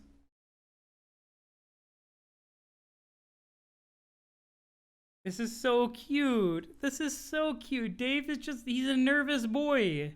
He's a nervous boy and I love him. Damn it, no, what? No, wait, no, wait. This is very weirdly Christmassy, but with orange, but no, wait, take me back. Take me back. Nepeta! Yeah. I mean, Dave! Yeah. Dave and Nepeta. Nepa Dave Sprite. Dave Peta. Sprite squared, lol. Dave Preta Sprite squared. It is I, Aqueous Sprite, to the first power, to which I say, which is to say Aqueous, and an artificial intelligence composite of your bro in the form of some cool broken sunglasses that I am wearing. Yeah, I know, dummy. How is this even possible? How did you come to be? I don't know, some shit happened, was on a tea date, shook some hands with myself, you know, basic fuckery. So, how did you come to be? Yes, that is a fair question. Some bullshucks happen which make a little to no sense, and now here I am. I can only presume that this was the case for you as well, given your incoherent and poorly developed anecdote. What are you doing over there, bro? No, nothing really. Doing the final work for this session, releasing the grist towards nothing that matters now. Now that you're here. Yo, are you crying? Aw. Dave Betta, I apologize for the embarrassing secretions from this imperfect, semi-organic form. How ironic that I would spend virtually 100% of my time secreting liquid from virtually 100% of my body's surface area, and yet a few more drops from my eyes would cause me such shame. Ooh. You're so freaking gross. I really missed you, dude. Oh god, it's so hard for me to do this. Bouncing between these two voices is very difficult. I missed you as well, or I would have had I permitted myself to think about you. Alas, I failed to protect you from an unpleasant clown in the most disgraceful way possible. Much to the shame of my dead troll half, and much to the disgust of my digital human half. Hence to the Nepeta portion of you, Dave Peta. I am so very strongly sorry. There's nothing to apologize for. Nepeta forgave you for that, and anyways, I'm not even her anymore. I guess Dave Sprite had some old issues with his bro he never really sorted out, but hey, I'm not him either. And you're not his bro or Aqueous, you're Arqueous, who is new and cool and beautiful thing, and anyway, all those troubles are feeling so overwhelmed by new and different emotions, and it's great. Yes, Dave Peta, you're right. It is flipping great. Aw, there you go, you blubbering goddamn cutie. Dave Peta sniffs curiously at Arqueous Sprite's grody and emotional body. Pew, Dave Peta claims, recoiling like they were just using their muzzle to investigate the business end of a shitting dog. What are you? I mean, my time has come. Arqueous submits his question to Dave Peta in the form of a third-person statement, thereby acknowledging once and for all that he is in no way above the childish nonsense of his former morale. He, in fact, acknowledges by extension that he is not above anything or anyone, and never was. Let's go, Arqueous, our boy.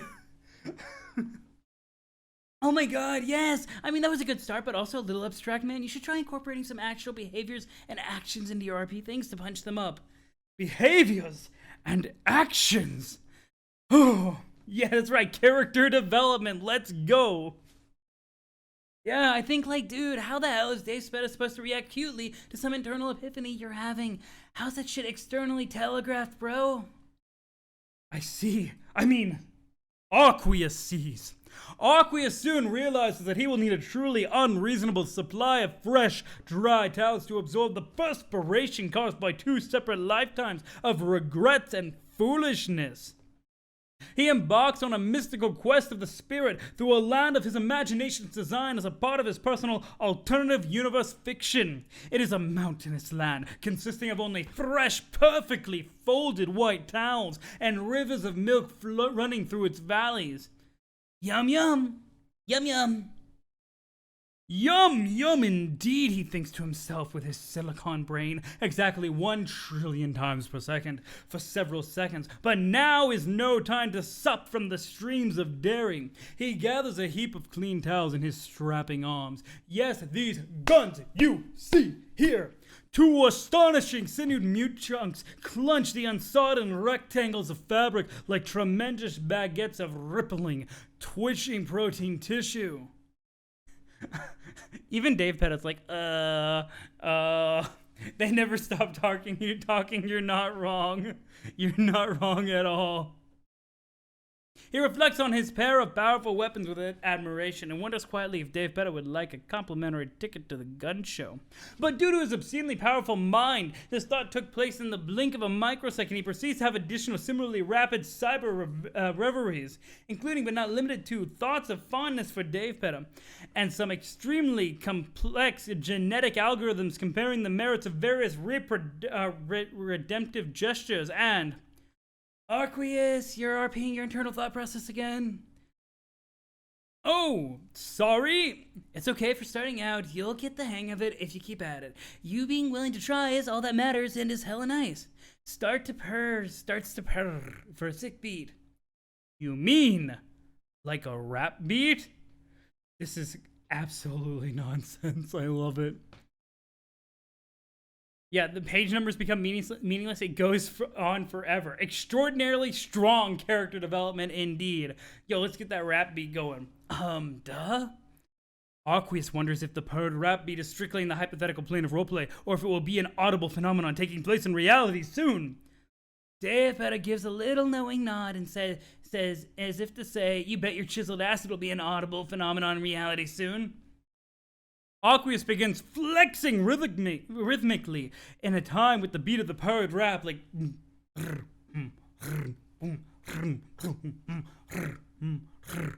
This hypothetical role-playing action should be regarded as a precursor to this deed being literally executed in reality. Dave Petta starts dropping the illest purr beat you ever heard, but stops suddenly as they become mesmerized by the hypnotic flexing of Arqueus Sprite's humongous muscles. Do you... really like them? He says. I really do, they say. Would you like to touch my muscles, Dave Petta? Yes, I believe I would. Then I must command you. Please touch my muscles.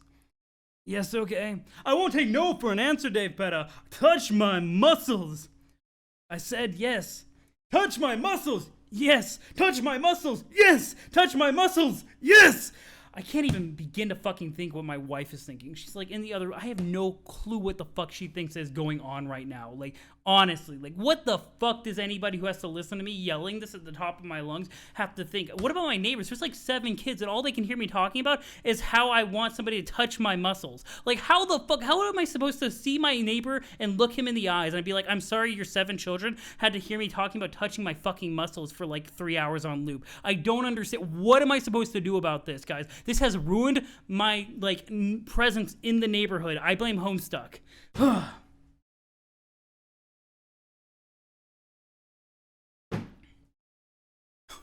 Just explain Homestuck to them? Nope, I would rather just continue the comic than that. What if my neighbors are all crowded around a computer watching me stream? Then I apologize, guys. I apologize. Yes, the rage emote. Damn it, dude. Why don't we stop pussyfooting around stuffing it down to brass tacks? What brass tacks do you mean, Dave Petta? I think you know. Dave Petta, are you suggesting what I think you're suggesting? To be clear, you are insinuating that we attempt to execute a rare and highly sweet bro hug bump. Hell yes, I am. I am insinuating that we attempt none other than the exact type of hug. Are you ready, dude? Yes! Let's do this thing! Yes! Let's make this shit work. Yes! The hug. It's happening. We're doing it, man. Yes! Mate, we're making this happen. Yes! We're doing it, man. Oh my god. Oh no, there's music. Oh god, it's so loud.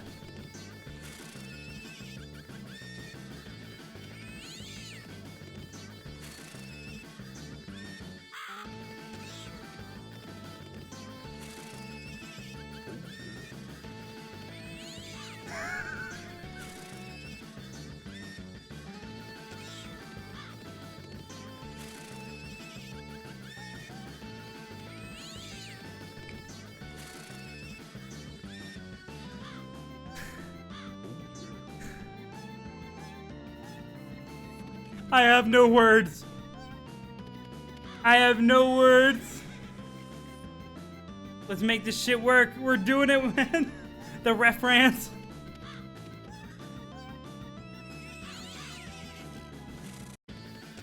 Did it loop over just now? Explain that to my neighbors? See, that's an excellent point.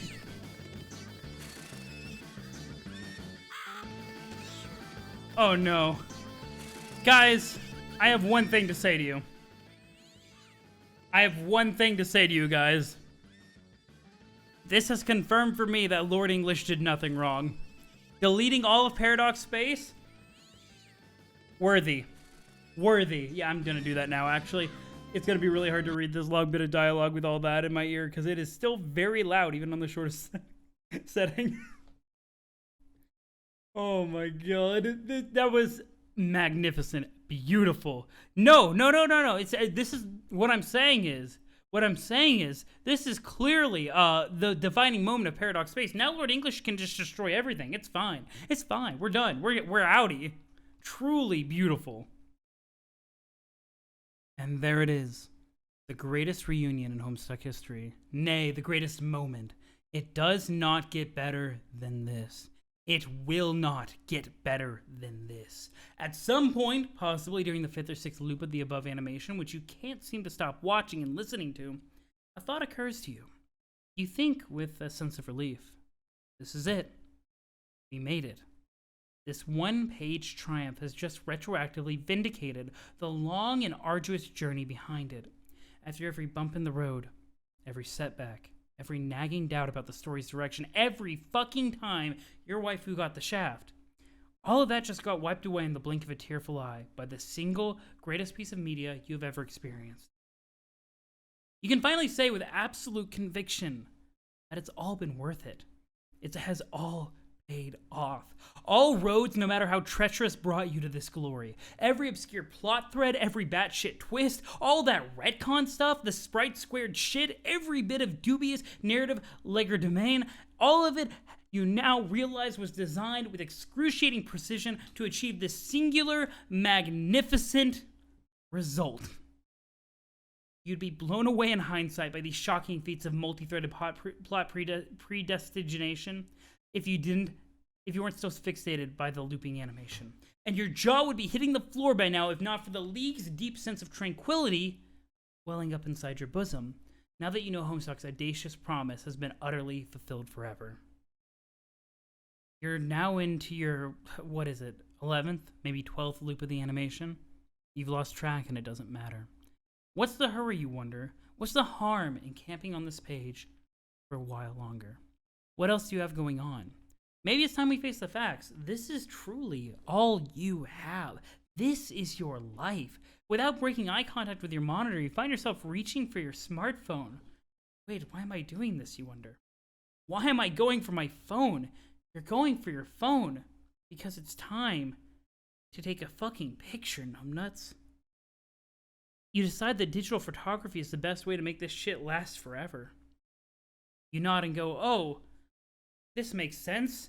I'll definitely take a picture of this animation, which is looped at least 20 times by now.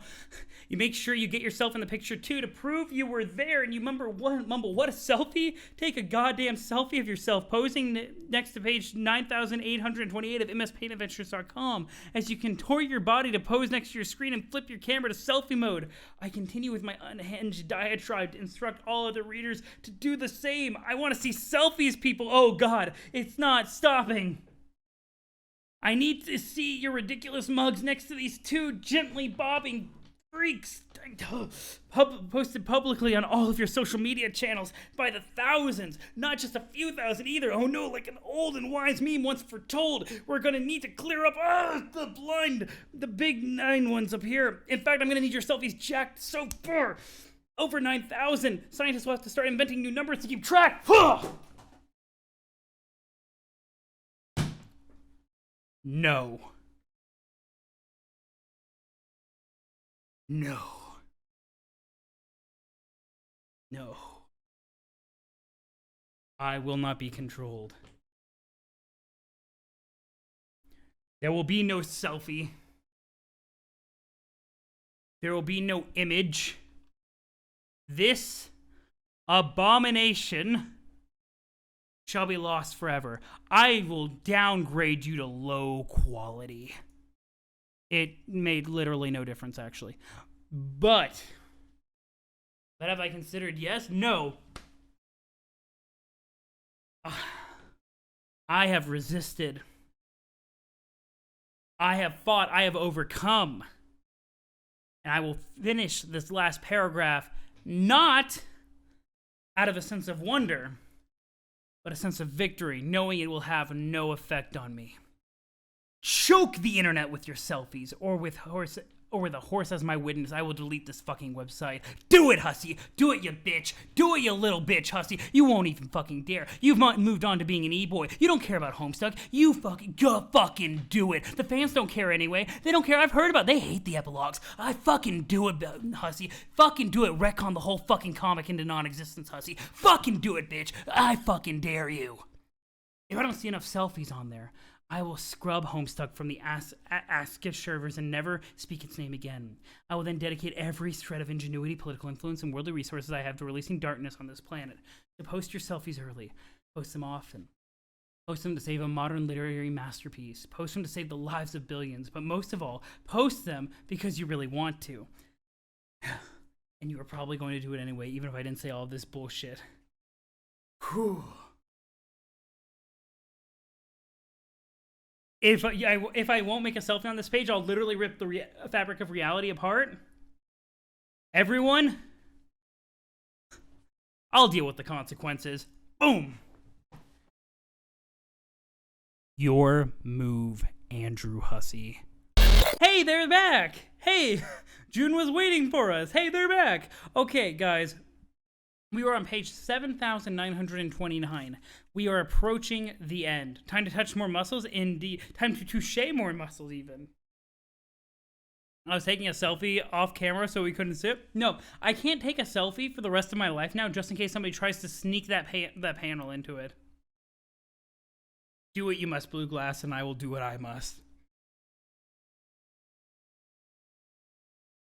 Look up 7928 selfie on Google Images. Oh my god, that's amazing. That's fantastic. Okay. How'd it go? Went cool, dropped Callie off with Jade in the mayor, gave Kanai a space egg. Shit is shaping the heck up. Nice. Aw. Hello, Hummingbird. So cute. Everybody's so cute. Such precious beans are all so adorable. I love them. Hey, what's happening to Skya? It looks like someone has finally released the grist. It's ready to receive Echidna's offering now. If someone is able to light the forge, that is. Oh, so how do we do that again? In our session by this time, it was trivial. Under present circumstances, I think it will be tricky. Huh? Every magic ring I am aware of is currently in use by friends and some by friends and some by foes. Oh, well, I wouldn't worry about it right now. There are more pressing things to think about, like fighting a lot of bad guys. By the way, where's Karkat? He's meditating. What? Meditating? Yes, inside a pretty spiritual cave. Echidna really blitzed his chakras, apparently. What the fuck is a chakra? Some soul junk that gets blitzed in the presence of a snake goddess? This doesn't sound like something Karkat would do. Are you sure this isn't some sort of bullshit? It is. It's definitely true and not bullshit. Let's change the topic. Kanaya is the worst. Kanaya is the worst at lying, honestly. Agreed. I think I speak for all of us when I say we've indulged in this entirely enough bullshit already. Let's get on with this. John, you're our leader, and if you try to deny that one more time, so help me God, I will acrobatically pirouette off so hard off this lily pad, I'll perform a supersonic swan dive through Skya and impregnate the battlefield with my own incredulous torso. Now please tell us what we're going to do. Or June just needs to admit to it, honestly. Honestly. Wow, okay, I won't say I'm not your leader anymore, jeez. I think it's about time to get going. By my estimation, all the bad guys should be getting here any minute. So we should go and find the Condess and ambush her. So she's supposed to be on Durst, right? Yep. Yo, big sneeze. All right, then let's go. I think we're as ready to get going. We're as ready as we're going to get. We all have weapons, cool powers, a plan of attack, and most importantly of all, each other. Never forget, teamwork is our secret weapon here. Probably the most powerful weapon we have. Second only, perhaps, to the power of friendship itself. Remember that, guys. As long as we have teamwork, friendship, and cool powers on our side, we can't lose. You are my best friends ever. Rose and Roxy, and Kanaya and Terezi, and Dave and Jade and Karkat, and also Jane and Dirk and Jake and John. Hold on, Rose, I'm almost done. And Callie and Tavros and Cat Rose and the sweaty guy. And probably not the clown in the fridge, though. Oh, yeah, and even probably Vriska. Oh, and the mayor. He's great, too. Did I miss anybody? I think that's it. Anyway, I believe in you all, and I know we can do this together. Now let's go kick some ass. That's good shit. Very leadery. How's that, Rose? I don't know what I expected. Huh? Wait, did I say something dumb? No, it was fine. Roxy's right. It was very leaderly. Very John. I'm just wondering now, if you're really going to embrace this business of leadership, maybe you'd consider hiring a speechwriter? A speechwriter? I don't know, Rose. I think I'd be pretty bad at memorizing speeches, especially ones you wrote. Touché. This is amazing. He forgot Dave's Sprite. Oh no! She forgot Dave's Sprite. No! No! June's like the face of the team, the one who says the speeches while Rose writes them. Well, that's okay. You know what, Dave's there is no Dave Sprite. It's fine. It's fine. There is no Dave Sprite anymore. There is only Dave Petta. And June just knows this on a subconscious level, so it'll be fine. Oh, here we go. Whoa. Whoa. Whoa. Hey, Terezi, you coming or what? What? What did you say? Get over here. It's almost time to fight. Dave, are you talking through the little foam ass again? What was that? I'm having trouble hearing you through the little foam ass. Hold on, let me smush my ear up against it. Oh, that's good. Never mind, I'll be right there. What? Yo, wing up. Okay, everybody, sounds like Dave and his bro are ready. I'm gonna go fly over there now. I hope you all have fun murdering your designated villain. Catch you later. Look at these looks of determination. I love it. It's so good. Here we go, everyone. Bye, idiot. Wow, John, chill out. Oh, poor June. Sorry, I guess I got carried away. No offense. Some taken. They're so adorable. Look at the blush. Look at the blush. Look at the blush.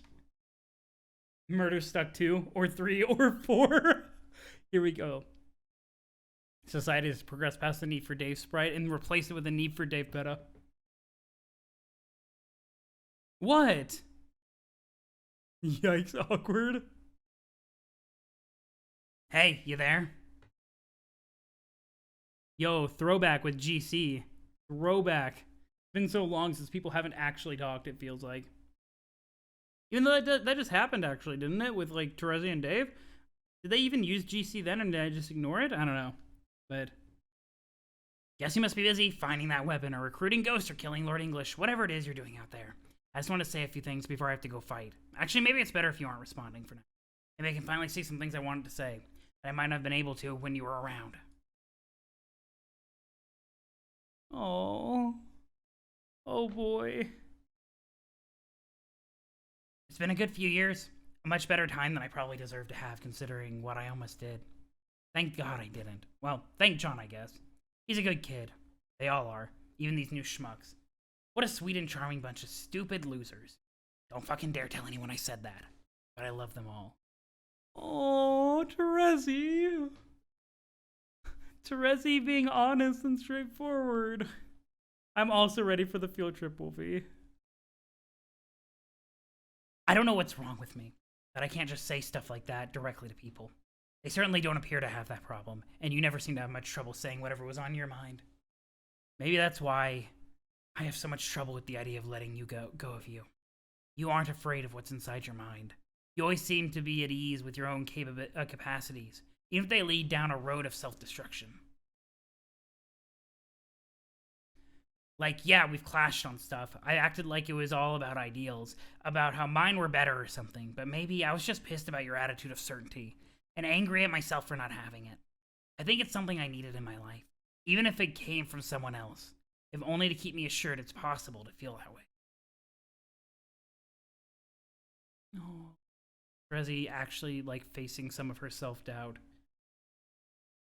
I know you think I'm weak for needing you. Not that you'd ever tell me that. It's nice that you cared enough to never jab me about it, but I could always sense it, that you knew. You knew I depended more on you than you did on me. You pity me for it. I mean, not like maliciously. You probably just see me as a bit tragic. You can't help it, and I don't blame you. But just like you don't need him, Terezi, you don't need her. Everything you need, Terezi, is inside yourself. Oh. I think spending time with all those cute goobers and seeing how when they're all together they seem to, like, complete each other, I think it made me realize this about us, or even about myself. I never felt whole. I still don't. And you made it so I didn't have to face that feeling. For a while, at least. And now I think I know this about myself. I think I get it. The feeling will probably never go away. Only covered up at most, maybe. We could win this fight, create another universe, succeed in every possible way, and I'll still feel incomplete. Victory won't fix me. Maybe nothing can. Maybe there's too little substance inside me to even be fixed. Not true, Terezi. But at least I think I understand that now. I should be able to fight without having something gnaw at me, something that felt unknowable and made me constantly wonder what I was doing. I'm okay with living like that. Not going to pretend it wouldn't be nice to patch myself up somehow. I guess that ship sailed, though. Back in our session, in whatever way I botched my quest, or didn't reach God tier, or I don't even know what it was I did or didn't do. I guess that's the problem, isn't it? The mystery of it. The things I've supposedly done, good and bad in different realities. The mistakes I made but can't learn from, because I can't remember. Or the heroic things I supposedly did, sacrifices I made to save you, to save everybody, which tell me nothing about myself and what I'm really capable of, because I can't remember. Oh, bye, Spicy Club. Terezi does need therapy. I agree. I want to give Terezi a big hug. Terezi is capable of so much. Maybe it's delusional of me to imagine that just having another set of memories is going to make me feel more complete. I guess I can't stop thinking about it, though. I guess it's always tempting to think that there's one hidden answer to everything, no matter how fantastical or inaccessible. And if only you could find it, you'd have the perfect resolution to everything about yourself you can't stand. So I guess keep wondering to myself that maybe if I could only just remember, I wouldn't have to feel like this. You can, though, right? Isn't that in the realm of the mind? Wow, I really wasn't expecting to tell you all that. I just wanted to catch you before you go off into battle and wish you luck. And to let you know how important you've been to me in a way that wasn't, like, clouded by our usual trash talk and mind games. I guess this is what you get for ignoring me for 2 seconds. A little too much reality from an idiot who's more messed up inside than she ever lets on. Anyway. Later, Sirket. I also love Terezi so much. She has so much insecurity, and she's so good. Gallows Calibrator. Cease trolling Arachnid's grit. Oh, Terezi. Something's happening. Oh. Oh. Ooh, are these like neurons? Her mind powers are activating. Terezi, remember?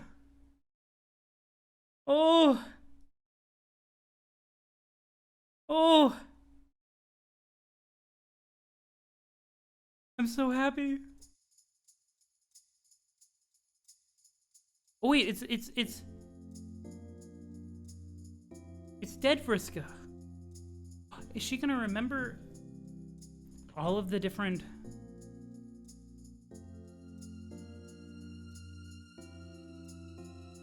It's a rhombus.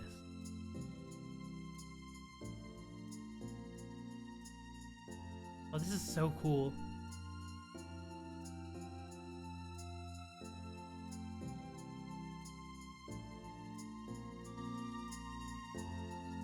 Oh, little babby Vriska.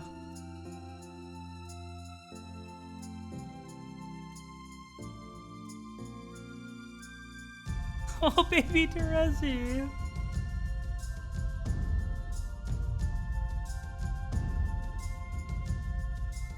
Terezi's most badass moment, dying on her own terms. Or is this her getting up? As a ghost, yeah. Pre-retcon.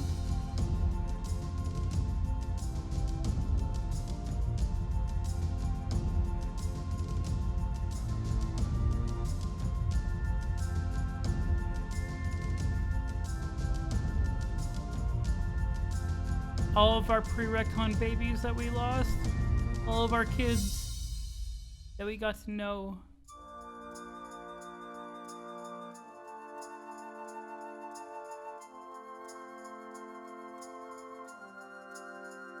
Oh, they're so cute.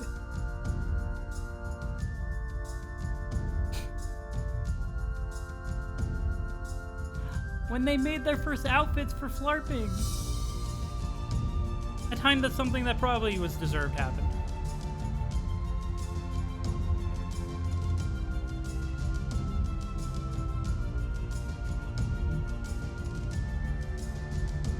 Everyone that we've lost along the way. Sorry, it got really loud there. I decided to bump it up.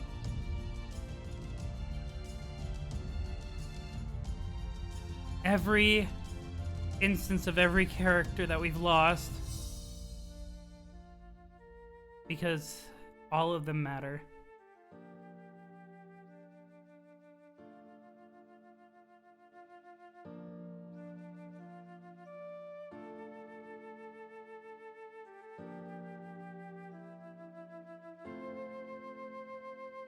Are they gonna actually meet each other in death?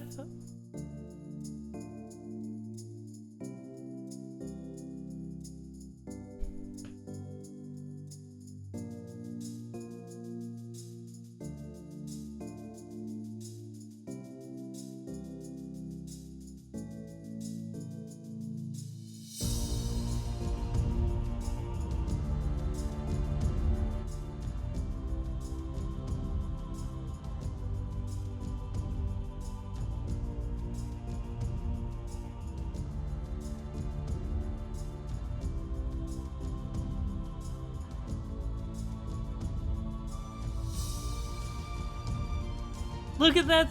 Look at those smiles!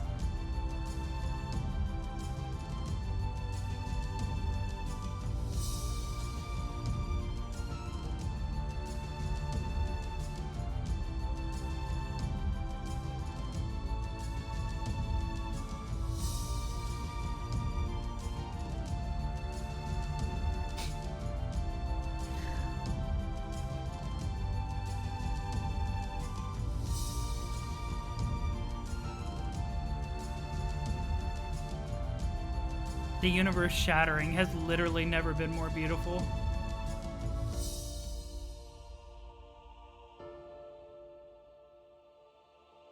She remembers everything. Oh.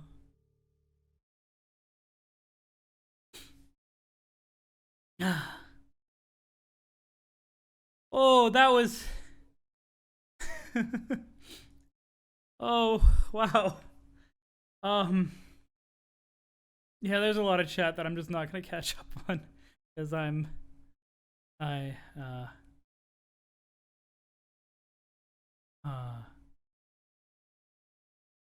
that was quite lovely. That was probably one of the most emotional flashes in the comic. Like Cascade and Game Over were insanely hype and exciting and had emotions that were running high and a lot of tension, but like that was very just like plain emotional. It's a rhombus. I don't know why I was so fascinated by it being a rhombus. Rhombus. I think technically it was like a rectangular parallelogram, but that's not what's important. There was an 8-month hiatus after that. Wow. You wish you could cry, but you're eating a hot dog. Everyone knows it's physically impossible to cry whilst consuming a hot dog. When Eridan woke up, the fairy wasn't even angry. She was happy to see him again. Yeah, it's like there's so much like after everything, this like twisted world that everybody's been thrown together, like they just want to see their friends. And they finally got to. Not just Terezi and Vriska. Not just the former Terezi and Vriska, but or the dead Terezi and Vriska, but everyone that's lost everyone. Because every single one mattered. Up until this point. Every single one. Not even death can do them part. Part with Jane and Jake looking at each other knowingly gets you so bad. There's so much in there. There's so much in there.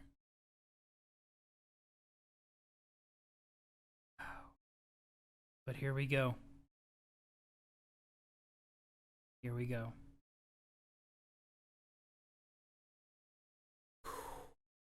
The beginning of the end. Or, I guess even more aptly, the end of the end. I think the beginning of the end was Game Over.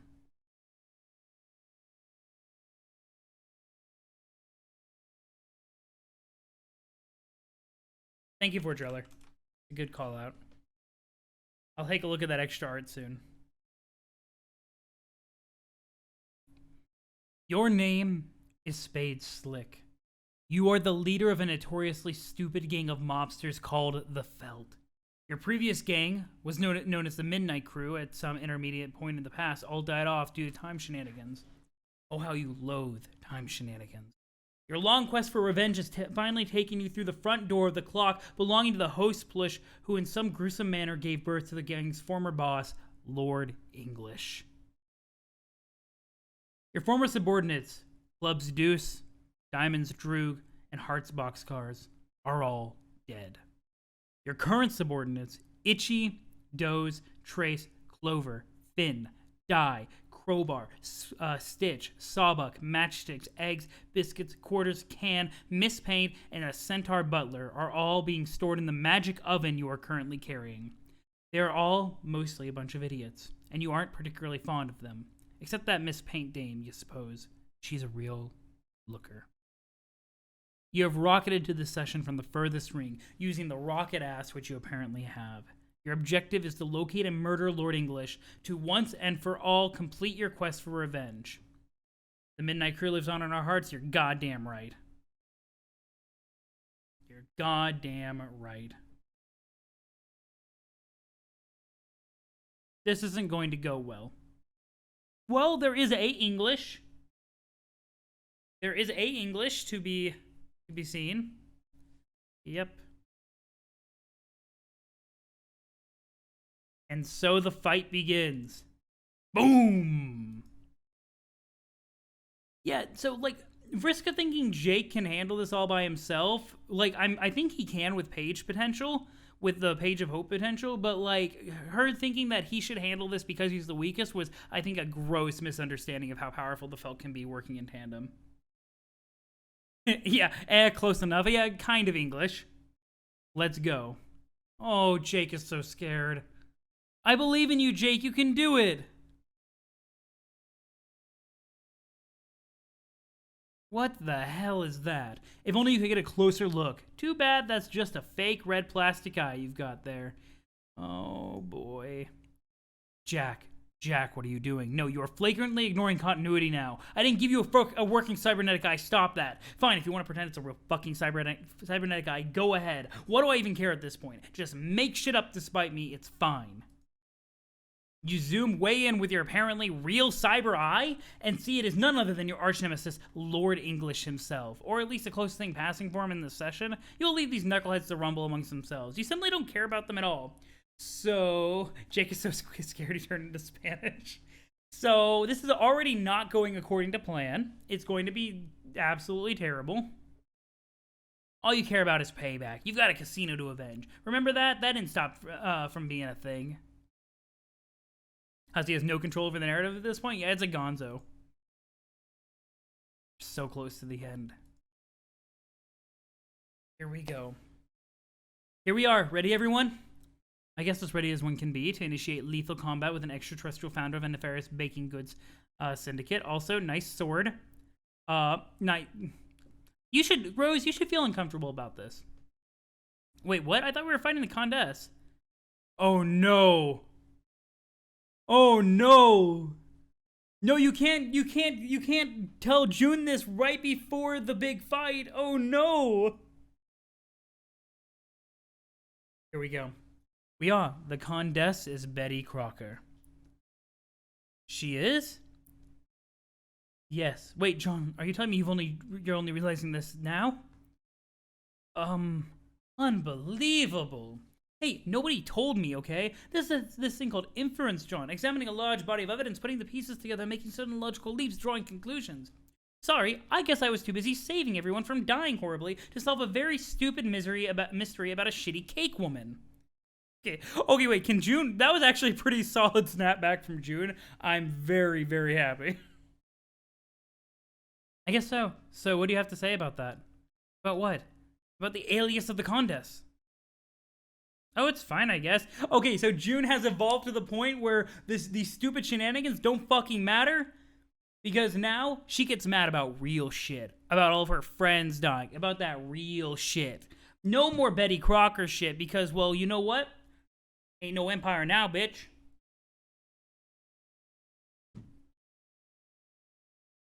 It's fine, I guess.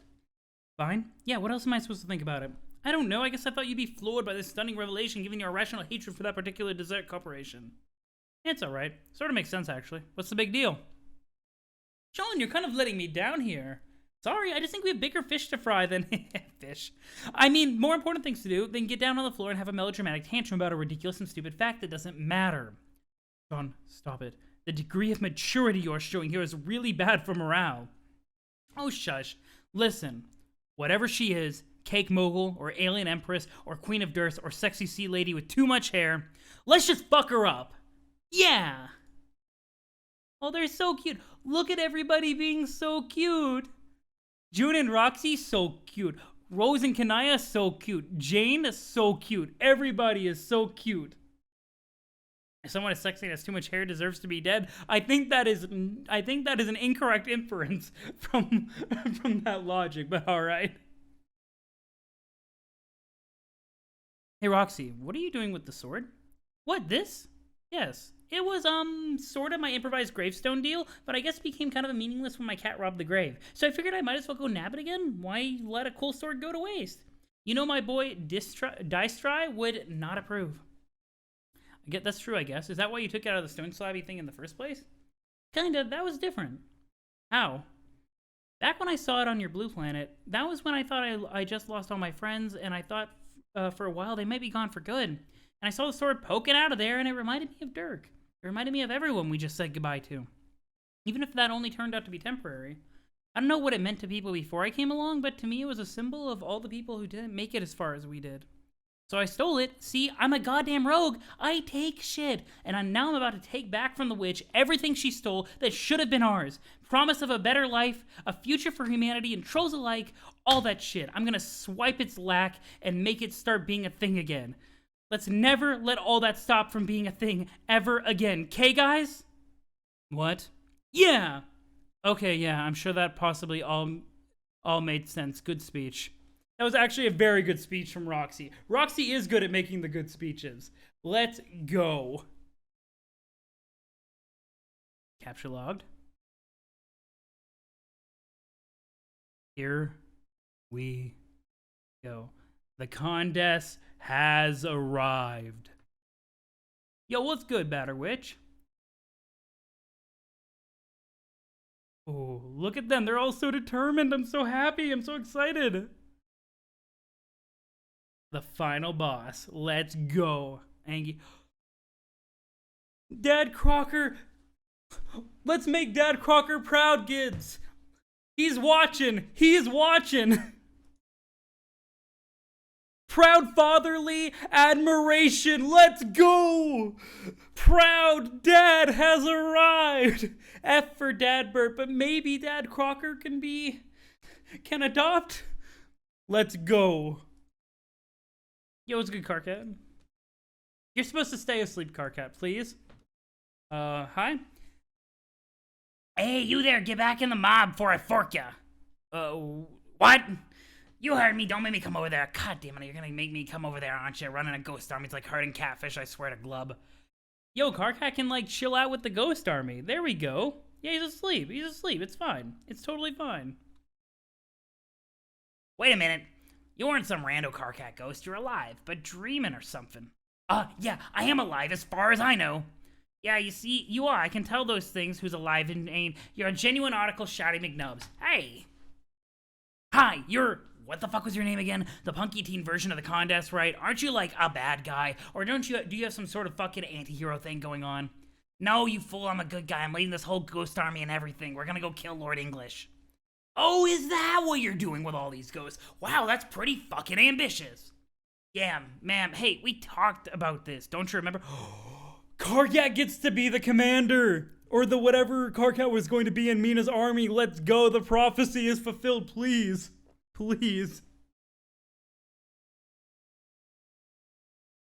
Let's see. We did? Yeah, I told you this whole plan once that I was gonna raise an army and kill a big dude. Oh, wait, but that was a different... Wait. That was probably a different Carcat because the events of Open Mound went differently after Retcon. So, this Carcat might not remember. So, they probably didn't interact with the same ones. So... Anyway, I finally did. I raised an army with a little help from some Franz, and now here it is. And if I recall, I told you all this, and you said you wanted to run away and join my army, but you never did. Huh, sorry, none of this is ringing a Pearl appeal screamer. Are you sure it was me you were talking to? Maybe it was the red sweater guy. Fuck, no, it wasn't him. I'm sure it was you, or maybe some version of you, I don't know. Anyway, it don't matter, and you're here now. So what do you say, you want to join the fight? Maybe? I don't remember what happened. I was talking to Kanaya, and then shit, I'm drawing a blank. I think we were talking about getting ready for the battle. Yeah, damn, I need to wake up and help my friends. Do you know how I can wake up? No idea, dude. Fuck! But as long as you're here in, like, quasi-impervious dream ghost form, you could lend a flipper to yours truly. This is where the most important action is anyway.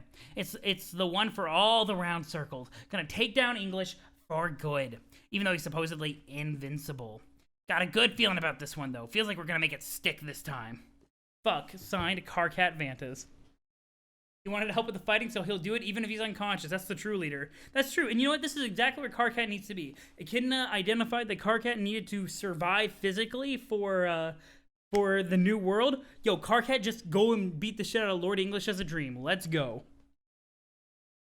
When life gets you lemons, make ghost lemonade. Yo, look at this army.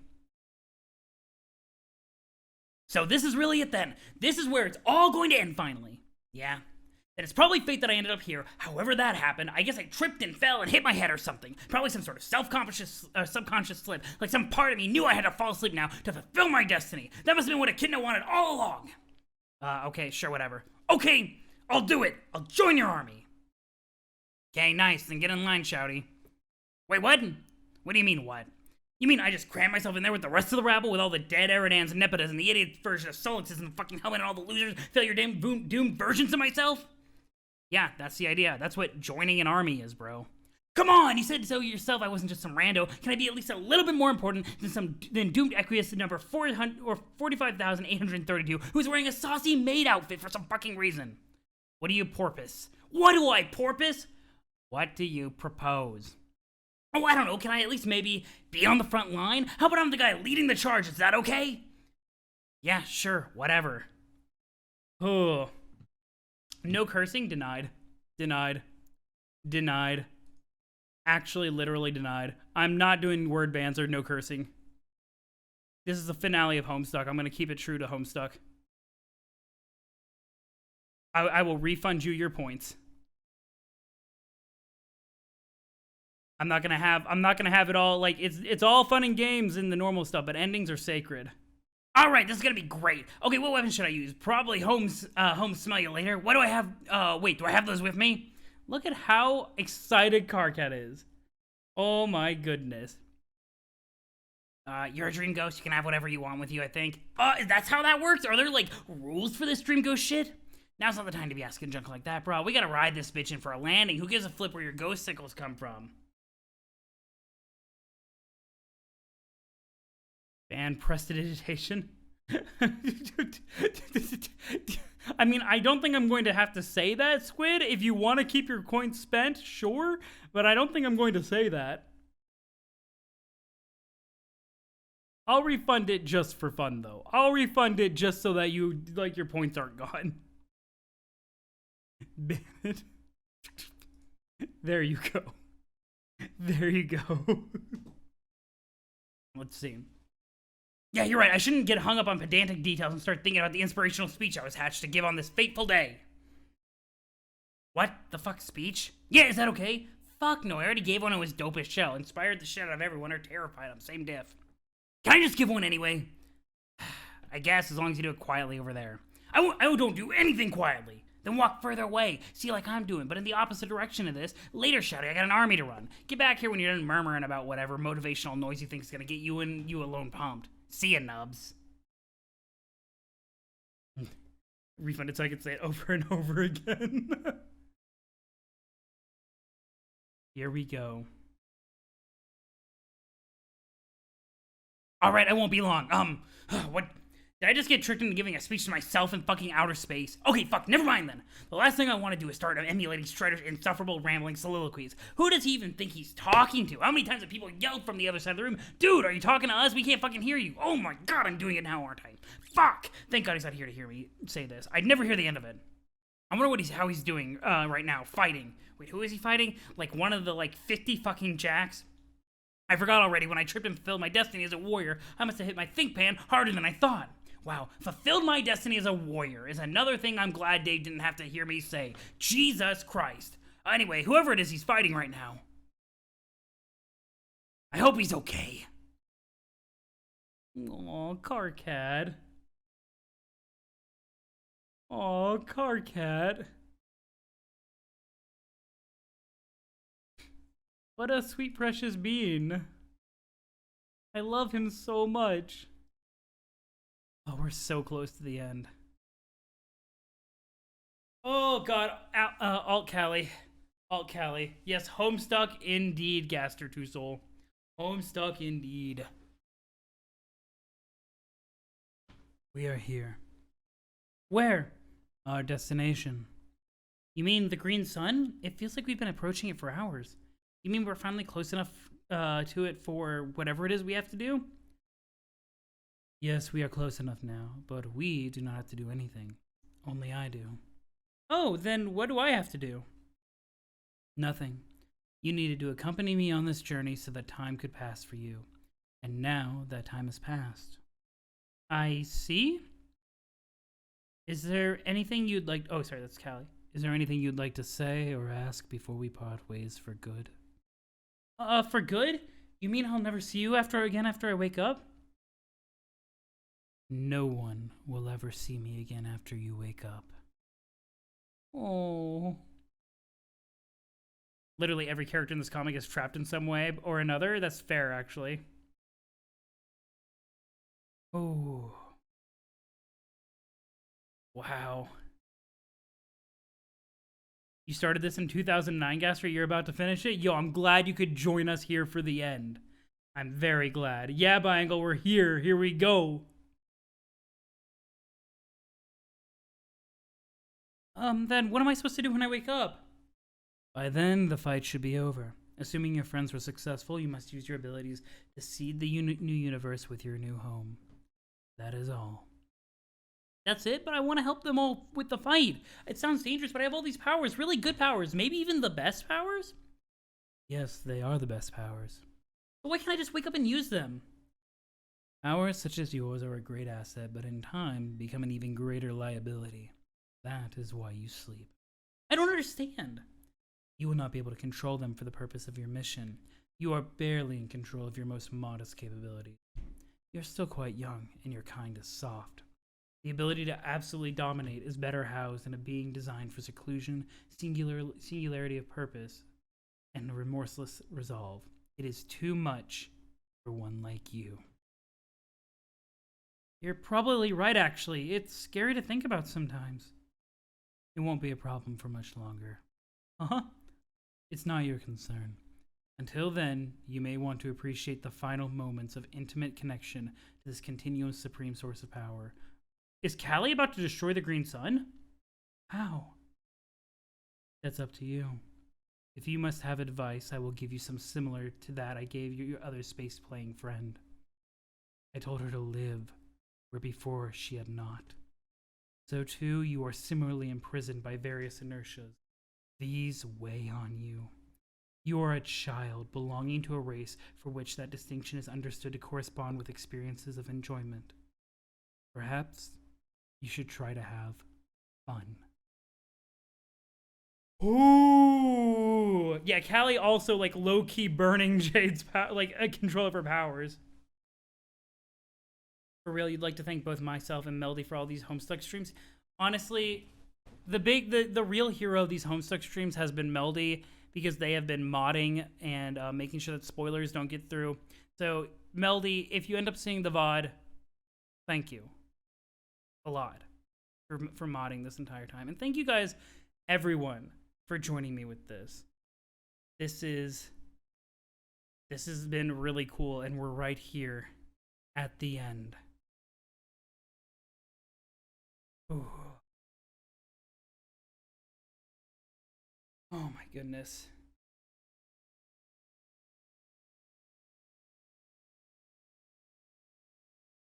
Do it. Time to destroy the Green Sun.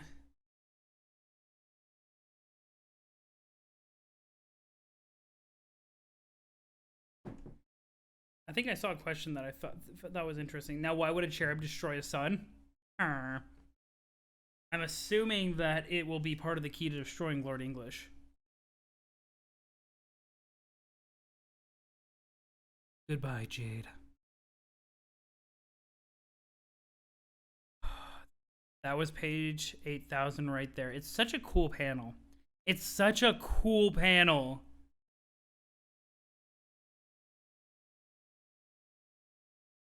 Over 8,000.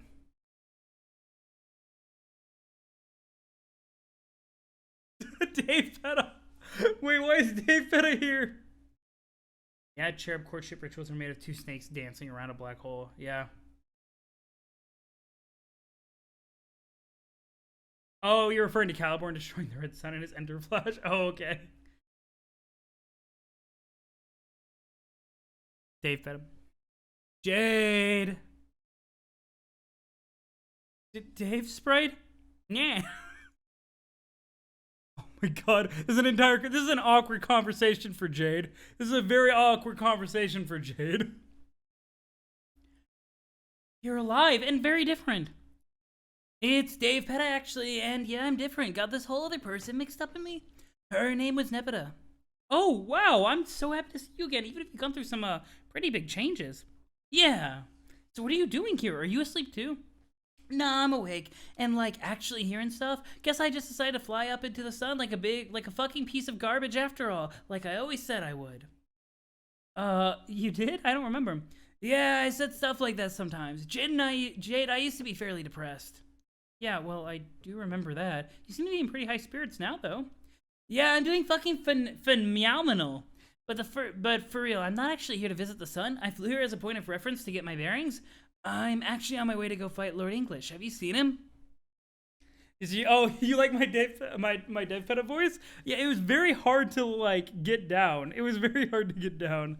Sweet bro and hella Jeff prediction. You're right though. You're right. I'm assuming that's deciding to fly up to the sun like a piece of fucking garbage. Yeah.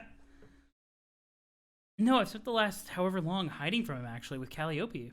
Who? She's my new friend. Well, I guess, like, one of two new friends by that name, technically. One of them is presumably back with our friends now. The other just quite literally flew up to the sun. Like a fucking piece of garbage? No, she's quite dignified and aloof, as a matter of fact. I sincerely doubt she would have done anything like a piece of garbage. Okay. Anyway, if you want to find him, I guess all you have to do is follow his trail of destruction. See the cracks? Oh, yeah, good point. I guess I could sniff him out, except I don't know what he smells like. But I guess I do know what some people who will be near him smells like. Like who? Whiskers, for one. Whiskers.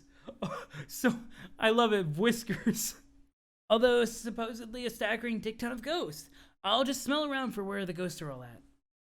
Sounds like a good plan. Jeez, Dave, or Dave Petta, rather. I missed you so much. Aw, sorry, Harley. I'd say I missed you too, but it was barely a day ago I last saw you. This version of me, I mean. I made it all the way through the 3-year voyage with you. Guess the one who made the trip with you wasn't so lucky, huh? No, he and John died not long after we departed. I was so lonely, but I don't feel too bad knowing how it all worked out, and their deaths were just part of something bigger going on. Right, John's absurd time-hopping mission. So fucking glad that some non-Dave dude could finally grab the reins on the time travel BS. And I guess I'm personally so grateful to him, because without his succession of hand-wavy dork sons, I wouldn't have become Dave Petta, which is literally the best thing that's ever either of us have ever been. That's great. It's so nice to see you're happy now, even if I technically never got to be part of that journey for you. But you did. I've got a lot of different Dave memories in me, and they're all part of who I am now. Including the memories you contributed to. Oh, cool. So what were things like in the timeline you're from? How was our trip together? It was good, mostly. Kind of turbulent, I guess, but that was mostly on account of me being a miserable bird douche. Oh, and we also dated for a while. What? Oh my god. It was nice for a while, but then I put a stop to that. Why? Again, bird douche, or see again, bird douche. Wow, I can't believe I missed this. Even if it didn't go that well, it's still something I would have gladly taken over the loneliness of the trip. I can't even say how much I thought about you both, and to hear that you and I actually... Yeah? I'm sorry, Dave. Dave Petta. I guess Calliope's right. This must be part of my path as a space player. Someone who falls back, as she said. Maybe being pushed aside by fate, and like being deprived of important people and experiences, no matter how painful it is or how much you feel like you need them. I guess that's just how it goes for us. I think I never appreciated how much of a burden your aspect was to you. But I think I'm starting to get it now. It just took a long time to figure out what mine really meant. So that's what space means? Being lonely? I think that's a bit of an oversimplification, but I think that could be one of the results of gaining a deeper understanding of it, or becoming connected to it more. I don't know, this stuff is all pretty mysterious. I don't have it all figured out yet, obviously. I just feel pretty sad that as I get closer to understanding my abilities and true nature, it apparently means being deprived of some important experiences. Like I get closer to my aspect, but further away from everyone I love, and further from feeling like a person. It's just really empty feeling after a while. Empty like space, I guess. Oh, that's very sad, actually. That's very sad that Jade is being plagued by these feelings of emptiness. The Knight of Rogue of Time of Heart. The Rogue Knight of Time Heart. That's amazing. I love that description.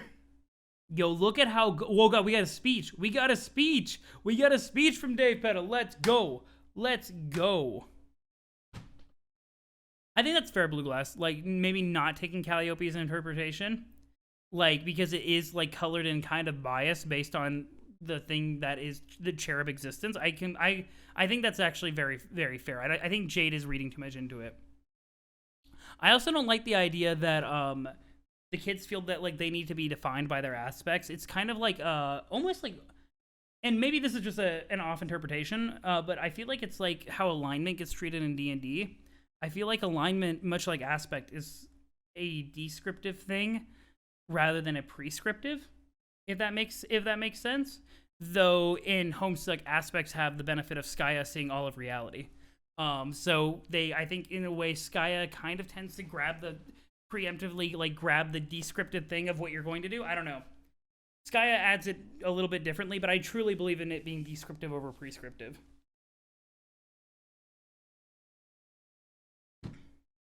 Let's see. But you weren't actually deprived of important experiences. Stuff like us dating and John's stupid birthday parties and playing shitty Ghostbuster MMOs. That stuff all happened to you. It's just you don't have access to those memories. They didn't happen to shape this particular version of yourself, but they all played a role in helping, like, greater Jade grow, if that makes sense. It's just like the platonic... It's just like Plato's, like, idea of forms, except for applied to people.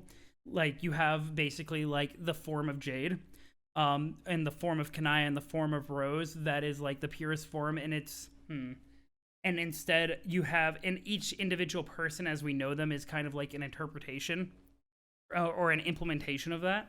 I don't know. By the way, I say that, but that's actually kind of closer to computer science. But they all played a role in helping, like, greater Jade grow, if that makes sense. Everything that ever happens to every version of you is an important part of your ultimate self, like a super-seeping, bodiless, and timeless persona that crosses the boundaries of paradox space, and unlike God Tears or Bubble Ghost or whatever, it really is immortal. But in your physical form, there are all these partitions in your mind that prevent you from remembering any of that, which makes your existence feel totally linear. Which is probably for the best. In a regular body, seeing all that would be too overwhelming. Wow, so that means, like, Terezi accessed this ultimate self? With Remember? In an advanced sprite form like mine, though, it's fine. So I guess the same spritey magic that makes it possible to subtly understand so much is also what makes it possible to make it all bearable at once. Not even just bearable, actually sort of liberating and cool. And after it sinks in for a while, you start coming to this understanding of a greater self. Maybe I got it quicker because of the two people I was and their aspects. Understanding Hard is all about the nuances of a distributed self. Nibbin never got to make too much headway with her aspect, but she's finally getting the chance. The time aspect is all about running into different versions of yourself, so you get kind of confronted with it in a really literal way that can be disturbing. Obviously, Dave's sprite struggled with that too, but now it's fine. He's free from having to worry about it all and what it means for his place in reality, because he can see all of his selves have relevance in painting the full picture of who he truly is. I'm not completely sure because I'm not like some sort of aspect master, but my avian/feline intuition tells me that all roads will lead you here eventually. Gaining the deepest possible understanding of any aspect will bring you to the same final conclusion about your ultimate self. So maybe that's starting to happen for you too. The space aspect sounds like a hard and lonely road to travel, but I think they probably all are. But you're getting there, Jade. You're doing great, and I'm so proud of you.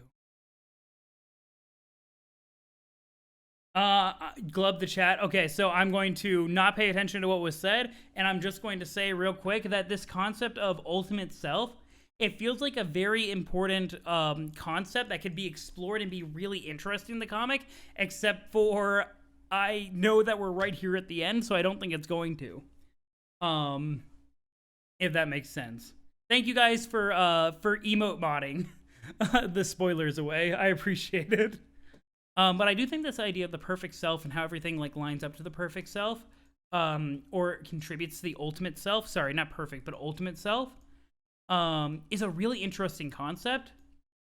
And I think that it would be worth exploring, even though it's not going to happen in the next, like, what, 200 pages or 100 pages? Thank you for all the... Yeah, you guys are good. Thank you for getting the spoilers away. If...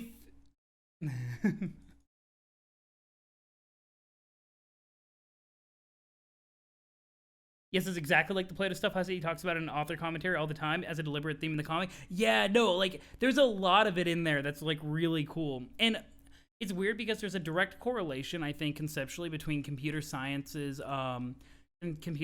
idea of inheritance and Plato's, like, idea of forms.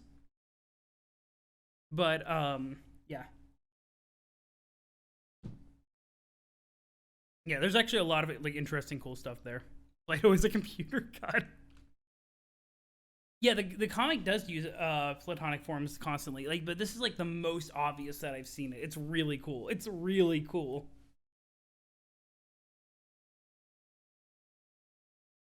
But thanks, Dave Petta. I really can't believe it. You sound so different. Mainly because your voice is a weird combination of Dave and MSPA, but you sound cheery, and I really think you're just kind of a happy Dave, which is impossible to imagine, but you're still Dave in a way. It's hard to say how happy it makes me to see you doing so well. Yeah, likewise. I mean, assuming you are doing well, are you? I think so. Hey, what are you doing out here anyway? I'm asleep. I want to go join our friends and help out, but I'm not supposed to wake up. Why not? I don't know, I'm just not. Calliope said I was too strong or something, but she also said I should have fun, so I don't know. I guess I'm waiting around here for the right moment. Nah, that's dumb. You should be able to do whatever you want. Wait, really? Well, at least she was right about that having fun part. Maybe that's what she meant. Maybe she was leaving it up to you in a mysterious way. Leaving that what up to me? The decision to wake up? Sure, why not? But I don't know how. I do. That's the voice of a cat. Do what you want. I mean, honestly, apart from the fact that Jade waking up could possibly lead to a lot of issues in combat, like, this is generally good advice. You lurk. Thank you for the lurk, Bandu. It's so good to see you. Yep, and it all started with computer programmer June. Indeed. Never, it wasn't actually a cat, just raised by one. I reject this reality. I reject this reality. Oh! It's so cute! Oh, it's so cute! It's so cute! It's so cute! It's so cute! Oh my god, they're so cute! Nice. Nice indeed. Oh, I wasn't expecting that. It's so lovely. Oh, this is a good ship. Oh, smunch. Smooch. You made fan art of this? Oh, lovely.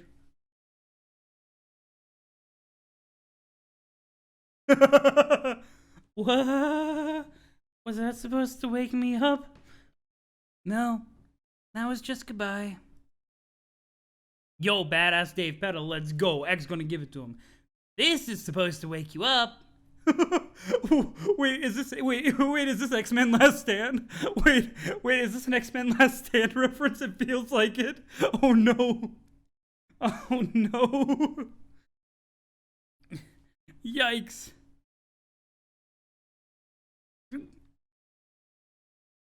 Well, yeah, a little bit of violence. How to wake somebody up, kiss them, and then stab them. Yeah. Well, Dave Petta knows how to get stuff done, let's be honest. Yeah, just a casual stab. View. Dave Petta chooses violence. Hi, Jade. The mayor. Callie.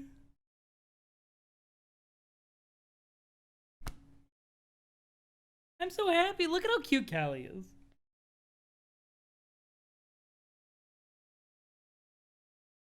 You were worried this would be a short stream?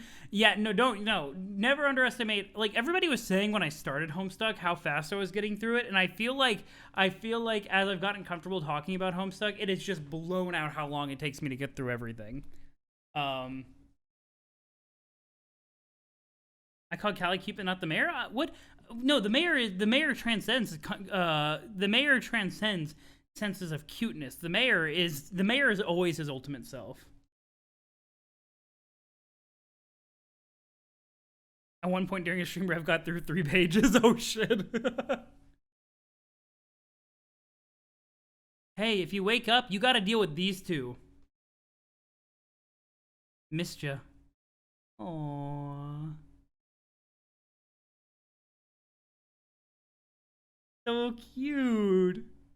Yo, I love the around the finger, the callback to super early Jade. Super early Jade. Dave's note was so cute. Aww. This is lovely. Here we go. We're going to the end. Oh, bye, Jade. Did I miss a power? No, Jade just spaced out. Okay, got you. Dave's handwriting is so less sharp. I like Dave's handwriting.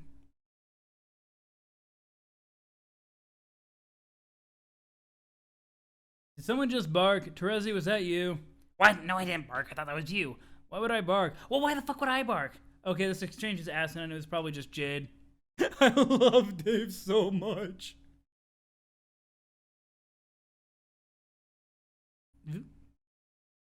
Hey girl, what's up? What's good? Hey guys. She's awake? Isn't she supposed to be asleep? Yeah. Fuck. If I haven't been able to tell, this has been a different artist this whole stretch. Yeah, that kind of makes sense given like some of the small art style differences. Who's the artist for this for this stretch?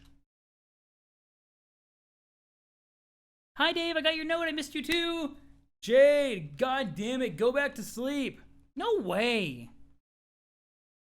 Looks like you gave me a little assignment in case I woke up. Well, as it turns out, I am very much awake and I intend to stay that way.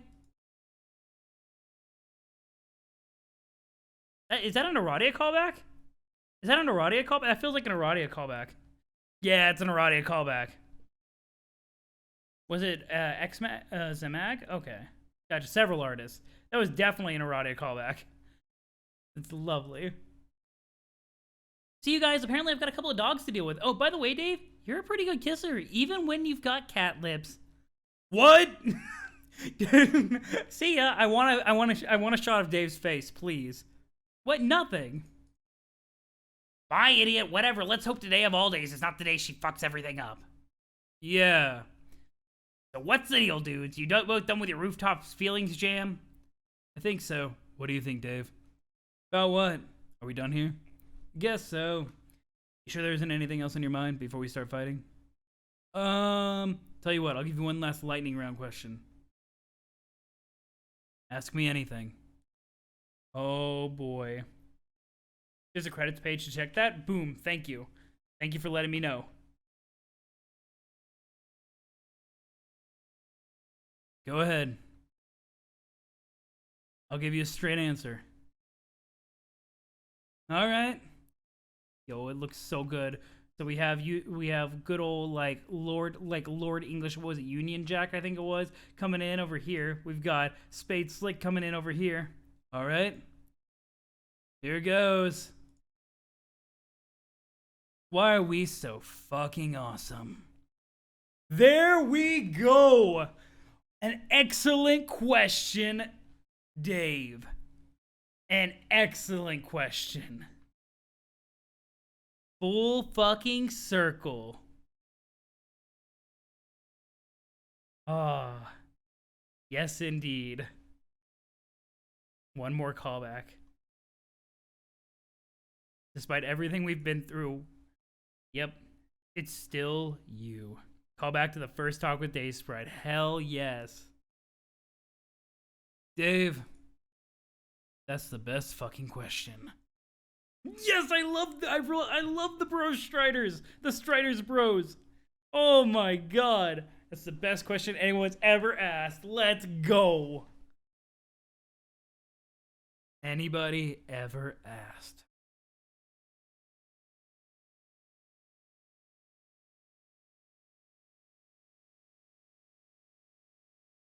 Yo, look at everybody. We got Tavros over here. We got Mina leading the charge. We got Karkat up front. Let's fucking go. Hi, Vriska. You have the weapon? You have the weapon?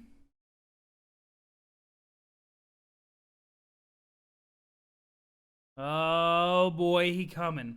Oh Lord, he coming. Look at that guy wearing the top hat. Oh, did I miss a Hussie?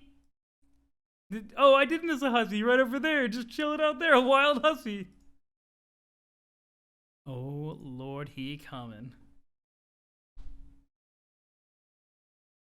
Or should I say, he is already here.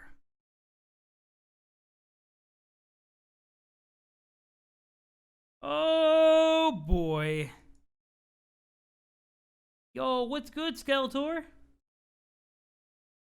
He is an angry boy. Poor Karkat looks a little nervous. Karkat looks a little bit nervous.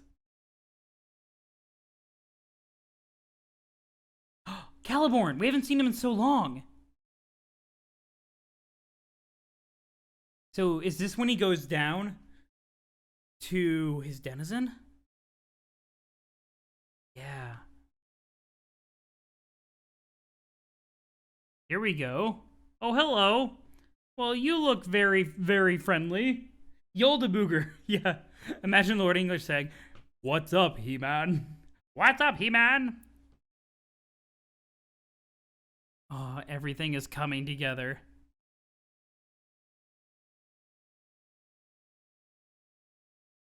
Yo, our best doggo friends. Aw, Beck Noir looks so sad. Is this where they finally fight? Yo, PM, fuck him up, Queen.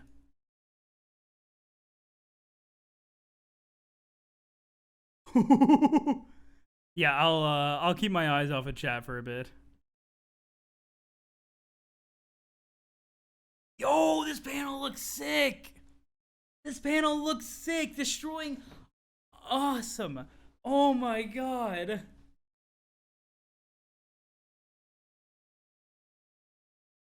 Yo, Caladoodad, you meet Yada-Boogagoo. Da da da da da. It's all coming together. Yo, finally, this is actually like the best view we've gotten of Lord English up until now. Oh god, I worry for Jake. There's a lot of felt over here. I worry for Jake. Yo. Oh, this is gonna probably be a little bit harder for them because there's 2 Jacks they gotta worry about. Yo, Terezi is ready to fuck some people up though. Yo. Determined June, Angry Roxy, Cocky Rose, and just like Kanaya being Kanaya. Oh, here we go, everyone. S collide.